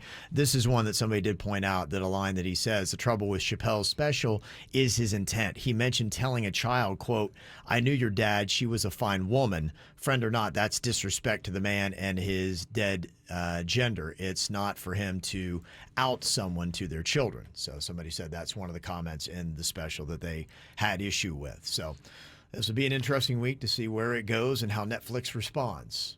And normally, I love everything Dave Chappelle does. I like when he gets edgy. I really do. I think his edginess is some of the most amazing stuff. And I agree with when people say we got to listen, we got to be quiet, we got to. And I of course you have to listen, but you also have to be able to ask questions, say comments, give opinions during these conversations. If not, people are going to be afraid to. When Kevin brings this stuff up, sometimes I'm afraid to talk about it because I don't want to offend somebody. I know it's in my heart. I know it's in my spirit. So when I feel like when I am afraid to talk about something, I get awkward and then I say the wrong things, kind of pussyfooting around what's in my heart. I like to be able to be open with it, and because I mean, no one on this show wants to hurt anyone's feelings and make someone feel less than human at all. That's in none of our hearts ever. And that's why I think we need to have patience with these uncomfortable conversations. People don't want to have them because they don't want to say anything wrong. But through these uncomfortable conversations, you get more understanding about each other, and then learning how to respect each other and give them the space and the respect that they deserve. You got to have the conversation first to understand. And we just need to get to a place in society where we can have these and you can bumble your way a little bit through a conversation to try to learn something from it. And that might be the one thing that Dave Chappelle does, at least, is he opens the door for the conversation. Ow! There's a lot of dumbass criminals to talk about, baby. It's the whacked out news. People breaking the law. Ha ha, fighting in the nude. Ha, drunk people pooping in the street. Ha ha, it's the whacked out news. So many people on meth. Ow! Well, you always hear about those stories of asteroids and things like that that just blow past planet Earth, and we don't know about it until they tell us about it. That, oh, by the way, this happened last night. You're like, how close was that? And they're like, oh, about a quarter of the distance where the moon is. You're like, that seems troubling. This is another one of those stories that, to me, is troubling. But with this, I believe there's sinister motive on the other side of it. I don't know if you heard this story, but China secretly tested a nuclear-capable hypersonic missile which orbited the globe before returning to Earth. Did we know? I'm just now finding out. I don't know. I guess maybe they feel like we didn't need to know. Intelligence sources have said that the Chinese military launched the Long March rocket in August, carrying a hypersonic glide vehicle into low orbit. It wound up circling the globe, which I would imagine maybe passing by the U.S. Shouldn't we have been, told ahead of time? I hope somebody, at least in our government, knew about this. They said the missile circled the globe before descending towards its target, which it missed by about 24 miles. Oh, damn it. So I guess they're trying to get it really accurate. The hypersonic missiles can reach speeds of up to 21,000 miles per hour and can strike anywhere on Earth from space within minutes. Yeah, we should probably have a handle on that one a little better. Yeah. Just the fact that it missed its target for landing by so much is scary. So they definitely don't have the bugs worked out. Can we please get the bugs worked out? Can we please get the bugs worked out before you have it flying over people? Wow. Good heavens. Ooh. There's a Lee County, Florida deputy that got fired and another was suspended after an investigation into a workplace love triangle, which included one of the men placing a tracking device in his estranged wife's vehicle. Oh, that's juicy. The deputy told his bosses that he had separated from his wife in hopes of changing his schedule to help with childcare. So his wife went to go live with her family, but he believed his wife was having an affair. So in order to find out what was going on, he bugged his wife's vehicle with a GPS tracking device that came equipped with a microphone. The deputy also believed a fellow deputy was the one his wife was sleeping with. And was it confirmed? Well, he noticed that his wife's car was often parked for long periods of time at a home linked to the other deputy. The deputy believed that he heard the two having sex through the GPS device then. Oh, in the car. Yes. When the deputy's wife was interviewed as part of the investigation, she admitted to meeting up with the other deputy about 5 times while he was on duty. So he was right. Wow. Yeah. Just so you know, I didn't know those tracking devices had microphones on them, too. I didn't either, but wow, that's the one you want. Yeah. Get the tracking device with the mic. There's an elementary school teacher in South Carolina that is in some hot water after a student picked up a pack of marijuana edibles Oh, boy. out of the reward box in her classroom. Well, sweet. That is... oh, man. How did that happen? I think she put them there because they went to her house and searched and found about 4 other packs of these edibles. She mistakenly put those in the box of treats. You don't think she did maybe. it on purpose? No, she didn't do it on purpose. But... No, that was a mistake. And if you get an edible and you don't know you have marijuana in there and all of a sudden you're just chilling and it hits you, you boy. think you are dying. Can you imagine those kids? What's going on with me? My God. Did they find it before the kid ate it, or was it after? no student ate the product, Okay. thankfully. Thank goodness. But those edibles are illegal in the state, so as of Thursday, she was no longer employed. yeah. The principal confiscated them for themselves. You're going to have to figure out a new career on this one. You definitely should never be reinstated. And now she's facing drug charges on top of it. I can tell you this. There's definitely some teachers right now on edibles teaching class. And every teacher that eats edibles, you deserve those edibles. You can't put them in the treat bag at school, though. You can't do that. You got to keep your act together. That's true. Yeah, you do. Listen to this here. There's a Waffle House waitress in Atlanta that's facing aggravated assault charges for pulling a gun on a customer who complained that his eggs didn't have enough cheese. Wait, what? They got my cheese eggs wrong. It all was just a normal dispute over food. I would never in a million years think that it'd come to gun violence. Like I said, I'm looking down at my food, trying to make sure it's right. And I see people just running, So that's when I look up, and she had the gun at me like this. Then I was like, you tripping, you ain't finna do nothing. And she caught it back. So I'm like, well, maybe she is finna do something. she'll blow my brains out. I was fearing for my life, because like I said, I had been shot before. And I just lost a brother to gun violence. Oh, man. So She's not about to do anything. No, Oh, wait. yep. She cocked the gun. Oh, yeah. No, she is. She's that crazy. Do not mess with a Waffle House waitress in Atlanta. Wow, that is intense. Wow. Over cheesy eggs. People get crazy about their food, man. Damn. Yeah. Hooters had to change its uniform because apparently they came out with shorts that are even skimpier, kind of like thong underwear. But a bunch of waitresses complained online that they were too skimpy. And now Hooters has reversed course. As of yesterday, they said that you can still wear the new shorts if you want, but they're optional. They're not mandatory. Okay, there you go. You smell that, Virginia? Publicity stunt. And the girls that wear the new shorter shorts get 10 times the amount of tips because they do look like a thong. You I pig. saw them. You pig, Virginia. I'm just telling you the facts. The girls that wear the one that completely shows your butt, which the new ones Oh, do, that one's going to get more tips? that one's going to get quadruple the tips. There's something that's going around that I think Jaybird has been the victim of, the DoorDash trap. There is somebody on TikTok who placed a video up there. They ordered a coffee and some breakfast, and their DoorDash driver put it in a way just 6 inches from the front of their door, which only opened out. Yeah. So yeah. if they tried to reach out to get their coffee, it would spill. There was no way around There it. wasn't, because you just open the door, you hear a knock on the door, you open up your door, and that's what they did to me. And my drink gone in seconds, Virginia. So not cool. I mean, if they're delivering, they don't know the mechanics of a door. I feel like they did it on purpose. Well, They were that's just watching it. me. Some people are suspecting it's the DoorDash trap that they're trapping people in their homes, especially when they're like going, like this person didn't have a back door. So it's either climbing out the window to get your food Which before I would, you spill it. I Yeah. would do that. I would Yeah. climb out the window. But they say most people don't even realize you just swing the door wide open and kaboosh. That's exactly what happened. Jay Bird did that with like 3 slushies. Yes. So this, you have the deviousness of the DoorDash trap.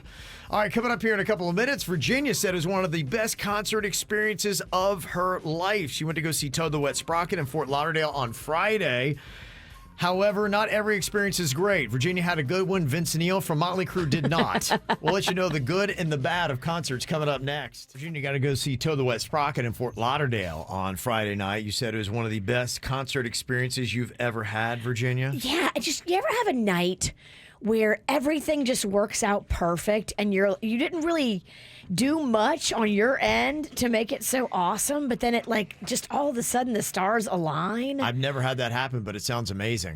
It was so cool.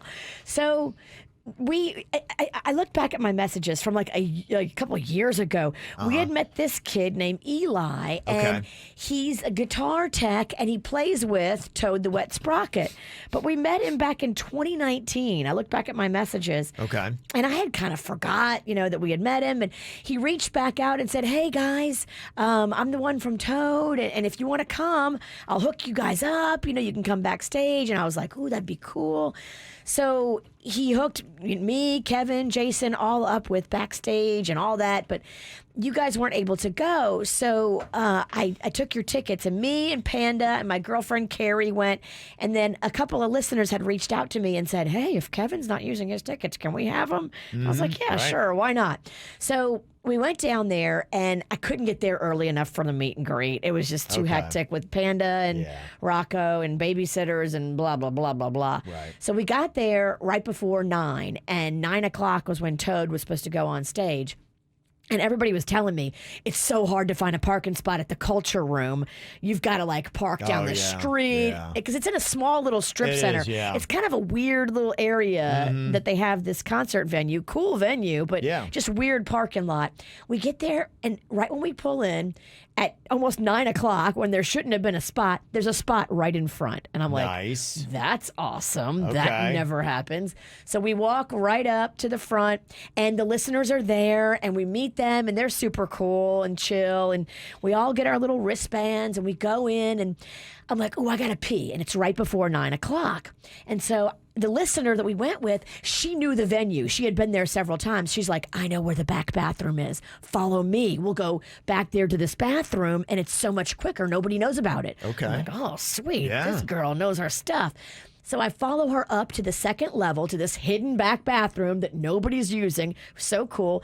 And then it ends up being like a perfect vantage point. When we came back out of the bathroom from going to the bathroom, we were like, well, let's just stand here. And we were literally right next to the stage, on the same side of the stage where the kid Eli is working as the guitar tech. Yeah. I look down like 2 steps, and the kid is right there. I'm like, oh, hey, Eli. He's like, oh, hey. And he gives us all kinds of swag and stuff. And that's awesome. So we watched the show from right there next to the stage. Yeah. It just happened.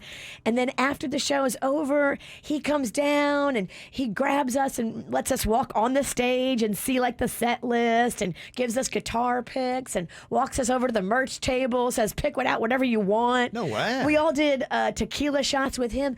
And the cool thing about it that I didn't realize this happens, when the show was over, Toad had already done their encore and everything. Yeah. They went backstage, and then all the people cleared out of the Culture Room. And then there's nobody left in the venue, but it's still a bar. And they're still serving. It's still cool, but all the people are our age. All the Toad fans leave because it's so late for them. Yeah. That there's no fans left. And so the band comes out and starts drinking and hanging out in the bar. No way. And there's a few scragglers like myself still there drinking shots with Eli at the bar, which I should not be doing, but come I on. was gonna say, shots. Yeah. I asked Panda. He said I could have it. 1. I like how Panda thinks he can control this gremlin. Right, yeah. So it was cool to actually be in the bar, and then there's the band just kind of hanging out. That's so and, awesome. Nobody was bugging them or making a big deal about it. Yeah. So that made it really super cool. Did you get to talk to the band? Not really. I didn't want to bug them. I didn't know them. I was having fun talking to Eli, and he was telling me about all the adventures. And he's from Jensen Beach, and grew up listening to the show. His sister listens to the show, and just, that's very cool. The band, they're tired. They don't want all this crazy drunk Cajun woman coming up to them. I've been drinking tequila. How come you didn't play the song Nancy? They didn't play Nancy. I know they didn't. I talked about it with Eli. They never do. It's a B-side. No, Eli says they do play Nancy. Well, I told you. Yeah. They just didn't happen to play it that night, but he said, yeah, they absolutely do play Nancy. And also Stupid, the other song I love. Okay. Was it a lot of the old hits, or was it a bunch of new? Because I know they have new music out. They do have new music. Yeah. They played all of the old hits. I mean, Oh, great. you gotta play. Okay, yeah. You throw in 1 or 2 new ones, Yeah. so No. someone can go poop. They did. That's exactly what they did. They put some new meat in the middle, but Okay. they back end and front ended all the hits. That's how you do it. You don't do what Neil Young did back in the day. Here's a new one off my album. We're just gonna do all the new stuff. No. Play the hits, man. The band and the people in the crowd just looked like they were having so much fun. Yeah. Everybody was having fun. And That's good. that was my first concert in, 19 months. And I think a lot of people were probably in that same boat as us. And they were just, the vibe was so appreciative. Yeah. It's like, oh God, we're back out having a concert. I know. This is special. Right. That's good. And here you are. You're on Monday, and you're feeling okay. And Yeah, I mean, I'm sure I have COVID. It Yeah. could not have been that you get a little rocking. case of Toad the Wet COVID. Tell the wet COVID. That's pretty good. That's like a Garbage Pail Kid. Yeah. That's a great name. It's terrible to have. Yeah. I mean, you can't be any more vaccinated than I am, so Yeah, I don't right. know. At this point, Yeah. I know. Oh, I saw you getting called out on social media. yeah, I don't read the Yeah. comments, so Yeah, whatever. sorry, not sorry. I'm triple vaxxed, y'all. I don't know what to tell you. But are you triple wax? Laser hair removal. I do. I read the comments. That's probably why my spirit's broken. So you had a good concert experience on Friday over the weekend. Motley Crue singer Vince Neil did not. He was performing with his own band, which he's done here in South Florida many times. He was in Pigeon Forge, Tennessee, and apparently forgot where the edge of the stage was because he went right off of it. Ah, okay, there you go. So Vince Neil had a rough night. But I always love hearing this. What is the biggest concert blunder you've ever seen? John Mayer, probably hammered. He was just speaking kind of like somebody at a party got too hammered and just started saying stuff. Yeah. But Remember? Nonsensical rant. Yeah. It didn't make any sense. It wasn't like it was, oh, John's getting deep and drunk. No, John's not making no sense. He was drunk. He was trying to get deep. It got confusing and awkward. Over the weekend, Vince Neil fell off stage in Pigeon Forge, Tennessee. Apparently cracked some ribs, poor guy. Sorry, I don't mean to Yeah. laugh. That's, He's just on stage 1 second, the next second he's not. I know you have audio, but do you have video? There is video of it, yeah. 'Cause I kinda Yeah, need it. I saw it, yeah. I don't know how he did it. I mean, he just gets right to the edge of the stage. Like I said, 1 second he's there, the next second he's just gone. And is there part of Vince Neil that was quietly kind of cozy? That all right, cool. I don't have to finish the show. I can just No, kinda not if you chill. break ribs and you can't breathe. I hear That's ya. a different kind of messed up. I hear it. It's hard to prove in the moment that your ribs are truly broken. Yeah. You know, I'm just saying. Oh, you think he's faking broken ribs? Oh, my ribs. Yeah. Let's call it a night, guys. He left and went and got ribs. He just- didn't break his That's what ribs. it was. When he was concerned about his ribs, he was talking about the ones he had backstage. Was he quietly cozy that the show got shut They down? misunderstood him. Damn. His body's fine. His ribs are in trouble, though. It's all a lie. I'm a journalist. I have to ask the tough questions. He didn't break his ribs. Yeah, we asked the question on our KVJ Show Facebook page, what is the biggest concert blunder you've ever seen? And there's another one about Vince Neil. Anita said, yeah, I remember when Vince couldn't remember the lines to Home Sweet Home at the last Crew Fest here about 7 or 8 years ago. The band and the audience was like, WTF, Vince? Come on, man. Home Sweet Home, baby. Come boy. on. It's Home Sweet Home. I mean, it's not like it's a B-side. We've played it a couple times. Yeah. If you don't have that down by now, Vince, I mean, come on, man. Mary said, I remember I saw Phil Collins flip backwards in his chair on stage about 2 years ago. Damn. Oh, that'd be tough. Oh, 2 years ago. That was just, he was Yeah, ailing. He's going through it. Ashley in the chat room brought up when me and Sweet Denny's went up and saw Corey Feldman. Yeah. As soon as he got on stage, it was a His He had an inflatable set. inflatable screen. it was broke down and it fell right on top of me and Denny's as I'm filming him get on stage. It could not have worked out more perfectly. I told you I saw Tom Petty take a header at the UNO Lakefront Arena in New Yeah. Orleans. He tripped on one of those cool rugs. That's a good one. He had on the Yeah. stage, but I mean, it really seemed like he was high. Oh, well, he was. They do that a lot. That's a lot of the comments. Catherine said, I saw The Edge fall off the stage at a U2 concert in Vancouver. I fell off the edge. Yeah, ironically. Julianne said Lauryn Hill fell off the stage at the Smoke and Grooves tour in 96. Oh. See, it's not as funny when a girl falls off the stage. It's not. It's more funny when a guy falls off, especially if he's out of shape. Poor Sorry. Vince. Poor Vince. Some of the other ones that people were talking about. David Lee Roth completely drunk on stage slurring lyrics. Eric had talked about that one. Oh. Patricia said, I saw Fleetwood Mac in 1995. None of the original members were there except for Mick Fleetwood. So the fill-ins were all trying to imitate a member of the band. That's terrible. Mick Fleetwood did about a 20-minute bongo session. People were booing and walking out. It was so bad. That sucks. It's a lot of bongo. That is a lot of bongo. Carlene said, I was at the Milli Vanilli concert when they were found out to be frauds. Remember when the CD started Wow. skipping? That would be a cool one to be at. She was there. That was all over MTV, I remember back in the day. I went to a Milli Vanilli show, but the CD worked fine at mine. I didn't have a clue. Yeah. Christy said Woodstock 99, complete S-bomb show, literally overflowing porta potties, outrageous food and water prices, 100-degree weather. There were riots. I remember just seeing the footage on that. It was just the whole place was on fire. Was it a Florida show when DMX broke down and started crying on stage? I thought it was a Florida. Maybe. He's done that. I think he did that a few times, I think. Because I thought we talked to people going, we didn't know what was going on. He Yeah. just all of a sudden got on the stage and was kneeling and crying. Yeah. Oh, yeah. That's a lot. That's a lot. Yeah. Daryl said I was in the front row for Nelly and his pants were unzipped the entire show. I thought, why didn't somebody tell him? Hey, Nellie, we see your Willie. Dude, you're fly, yeah.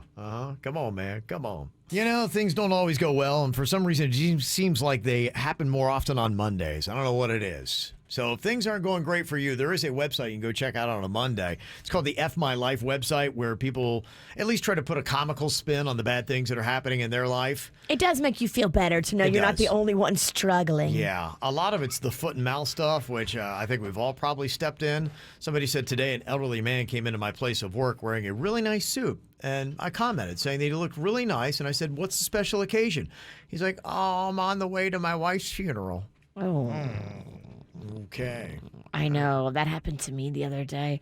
I was drinking and partying in Key West, and we were like cutting up in this grocery store right off of Duval, and we saw these people all dressed up, and we're like, yeah, you're going to a wedding. We're going to a wedding too. Woo, party, party. They're like, we're going to a funeral. Oh, man. A death wedding. I was like, oh, I'm so sorry for my disrespect. Some would argue a wedding is worse than a funeral. It's basically the funeral for your freedom. It's the same thing. Somebody posted up today on my Facebook, the stripper my ex-husband cheated on me with showed up in the, quote, people you may know box. Oh, that Facebook loves to mess with a person's mind, especially when it comes to your exes. Always throwing up some terrible. time hop memory from 8 years ago.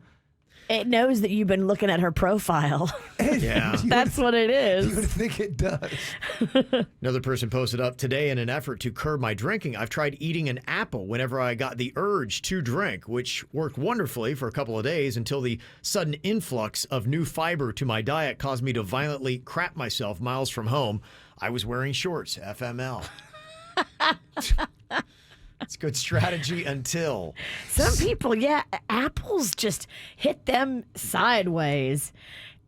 I've never had an apple destroy me Yeah. in that area. My grandma Coleman will always talk about apples and how it's good for your bowel movement, your BM. Always ask me about my BMs growing up as a kid. Yeah, my Granny Beulah was big into that. All about, you had to eat a bowl of prunes a day. It must have been something with the Great Depression when people were pooping. I don't know what right? happened. Like, were people just dropping dead because they didn't poo in a day? But yeah. Oh my gosh, I've got a. It was always about your BMs. always. Grandma, I don't want to talk about BMs with you. On the hour. It was like clockwork. How's your butt? Yeah. I don't know what you want to know. Somebody said, today I got a complaint from my neighbor about a little girl staring at her through my guest bedroom window for the past month. I live alone. Now I'm scared to go in my own house. Oh my gosh. Yeah. Oh my Haunted, bro. That little girl who's staring at me through your window is just freaking me out. What little girl? Yeah. Time to move. Wow. Somebody said, today my sister wrecked my car, then blamed it on Mercury being in retrograde.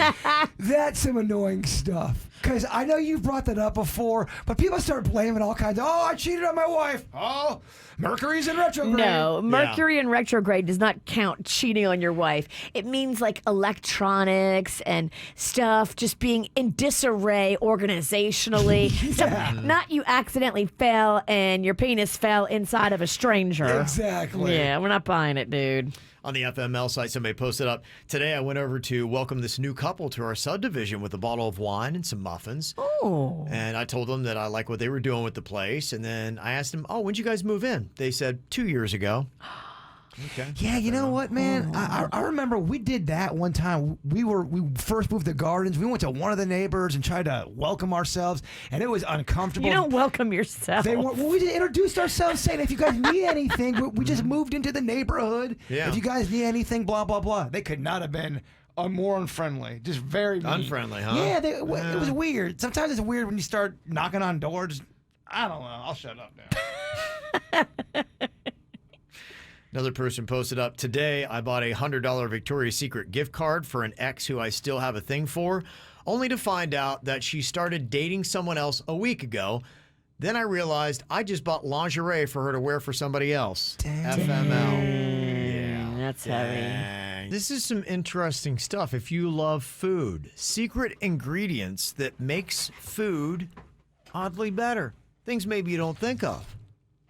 One is a suggestion to take ramen noodle seasoning and put it on popcorn. Yeah. I used to have a hack with popcorn when I would eat it a lot, and I would take the pan butter spray and I would spray it, and I put a little bit of some Greek seasoning salt in there and did that. And then so you do one layer, a little bit of the spray, then you do another layer, and you build that all the way to the top, so all the way through your bucket of popcorn. It was good and seasoned. Bring that guy back. I want to talk to that guy. I want to hang out with that guy. I want to have a popcorn party with that guy. That guy's dead. He's dead. Well, it wasn't that bad, actually. It was like non-fat Pam. It was, seasoning salt. It was that kind of diet popcorn. Oh, we're going. I can't believe it's so much butter. That's what we're going with. Okay, yeah. I can't believe it's so much butter. Yeah. That's how we get down to the Pennington household. He comes out with one of those just big yardsticks of butter. Side note: if you are a if you're a popcorn lover, Publix. And I'm not getting paid for this. They make a bag of popcorn. You can smell it sometimes when they're making it. I think it's $1.98 or $2.05 or something. It's a sack of popcorn. It is nothing short of delicious. I highly recommend if you like popcorn, get down on that Publix popcorn. Very affordable. Okay, good thing to know. Yeah. Very good. The very hearty snack. Hearty snack. It's buttery too, baby. Couple of suggestions for a secret ingredient that makes food even better, that tahini seasoning on fruit. I know a lot of people are already doing that. It's no secret to the Hispanic culture. Oh, it's so good on watermelon. Yeah. Oh, that's the best. I do like me some watermelon. Watermelon's good. Watermelon with that chili, lime, tahini seasoning or whatever you call it. Oh, it's so good. Freeze your watermelon too. It turns into a very fun watermelon slushy. Don't tell me what to do with my melons. Another suggestion is mustard in your mac and cheese. Mustard or ketchup or barbecue sauce. I'm a big fan of it all. Sauce up your mac and cheese, baby. Interesting. Yes. Somebody said make grilled cheese with mayonnaise instead of butter. My mom used to. I would catch my mom in lies all the time. We would run out of butter. She'd make it with mayonnaise, and I could taste it. Hot mayonnaise is gnarly, y'all. And you could taste it. It's disgusting, Kevin. We love butter. You're not going to trick us. Yeah. If you give me a grilled cheese with mayo, I'm going to know. She always thought she could trick me. You can't. In fact, a hot mayo has a stench to it. Yeah. It's got a weird. It smells be like very gross. an old foot. Yeah. Another suggestion is sour cream in your scrambled eggs. Oh, I would eat that. I can see how make it fluffier. Maybe. Okay. And instant coffee in your chocolate chip cookie batter. Ooh. Huh. All right. I love coffee. Okay, secret ingredients that makes food even better. That's Thank just you. a few suggestions. Anything else that you would throw into the mix? Yes. Okay. Syrup in your hash browns and throw some ketchup in there. Syrup, salt, ketchup in your hash browns. Forget about it. Okay. All right. Just all sloppy. It's delicious. Oh, of course your stuck-up ass ain't gonna like it. It's too busy. Put syrup or put gross ketchup, but don't put them both. No, syrup and ketchup together, baby. Oh, it's like... Oh, it's too busy. Okay. Got some good ideas for a secret ingredient to make your food even better. Somebody said you got to take chimichurri on your French fries, mashed potatoes, or sandwich to make those better. And somebody else said for French fries, do the brown gravy, mayonnaise, or a béarnaise sauce. Mayonnaise. So mayonnaise, again, I like mayonnaise, but we have a really weird relationship with one another. It can also gross me out at any given moment. Okay. Even within the same sandwich, 9 bites, then on that 10th bite, I'm like, ugh, it's mayo. Ugh. And I used to love mayo. Me too. But something happened. Somewhere along the way, I flipped, and now I'm grossed out by it. I think what happened, someone put a ton of mayo on a sandwich pretty recently. I would say in the last 6 months, I took a big bite, and it was nothing but a mouthful of mayo. And it just turned me off, man. That's It was gnarly. gross. Yeah. I think anymore they like adding odd combinations because it intrigues us and we buy products because of it. Like I saw Mountain Dew, they're going to be releasing a gingerbread soda for the holidays called Mountain Dew Gingerbread Snapped. Mountain Dew gets creative, but a lot of their creations suck. Yeah, but you know, for a hot minute, people buy it to try it, to see if they're onto something new that we never thought of before. And oftentimes they're going, you know what, Mountain Dew? No, it sucks. I'm back on the Dew. You are, huh? Yeah. Yeah, ride it hard, huh? I like ginger. I get down with ginger. I like ginger beer. I like those ginger candies. I do ginger shots. Okay. I might actually drink a Mountain Dew for the ginger flavor. There's Gingerbread. Yeah, it's gonna be different. My friend's kind of Yeah, I dumb. don't She know don't if get that's a lot of the things. same. No, I'm sorry. I don't know if I like gingerbread. Okay, yeah. Just so you know, it's not Mountain Dew with ginger flavor. And they call me the dumb one. Yeah. They call you the dumb one. They call me the annoying one. Don't worry, I get called the annoying one. It's interchangeable, dumb and annoying. On any given day. There's something else that they're doing at IHOP, too.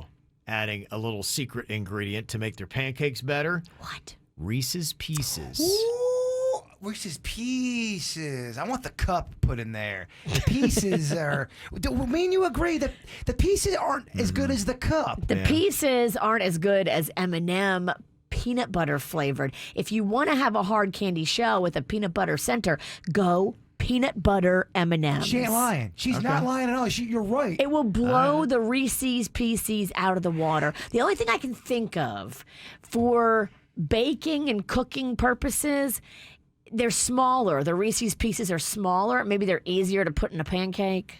Okay. Reese, like the ET ones we're talking about. Yeah. I think ET made them popular. Guarantee you, 80% of our audience does not like Reese's Pieces. The loud minority will talk about how much they love them, how great they are. They don't really love But them. if you did a taste comparison side by side, you will. It's a noticeable difference, and the M&M peanut butter are so much yummier. Fat Kevin, it would be tickled pink if you would try this experiment out. We know you're not. We know you're in there somewhere. If you can hear us. I love the discussion alone.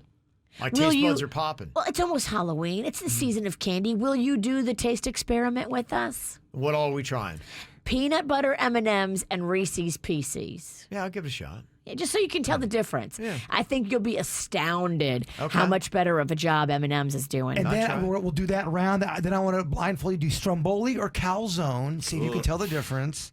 Oh, and then I want to try this new thing.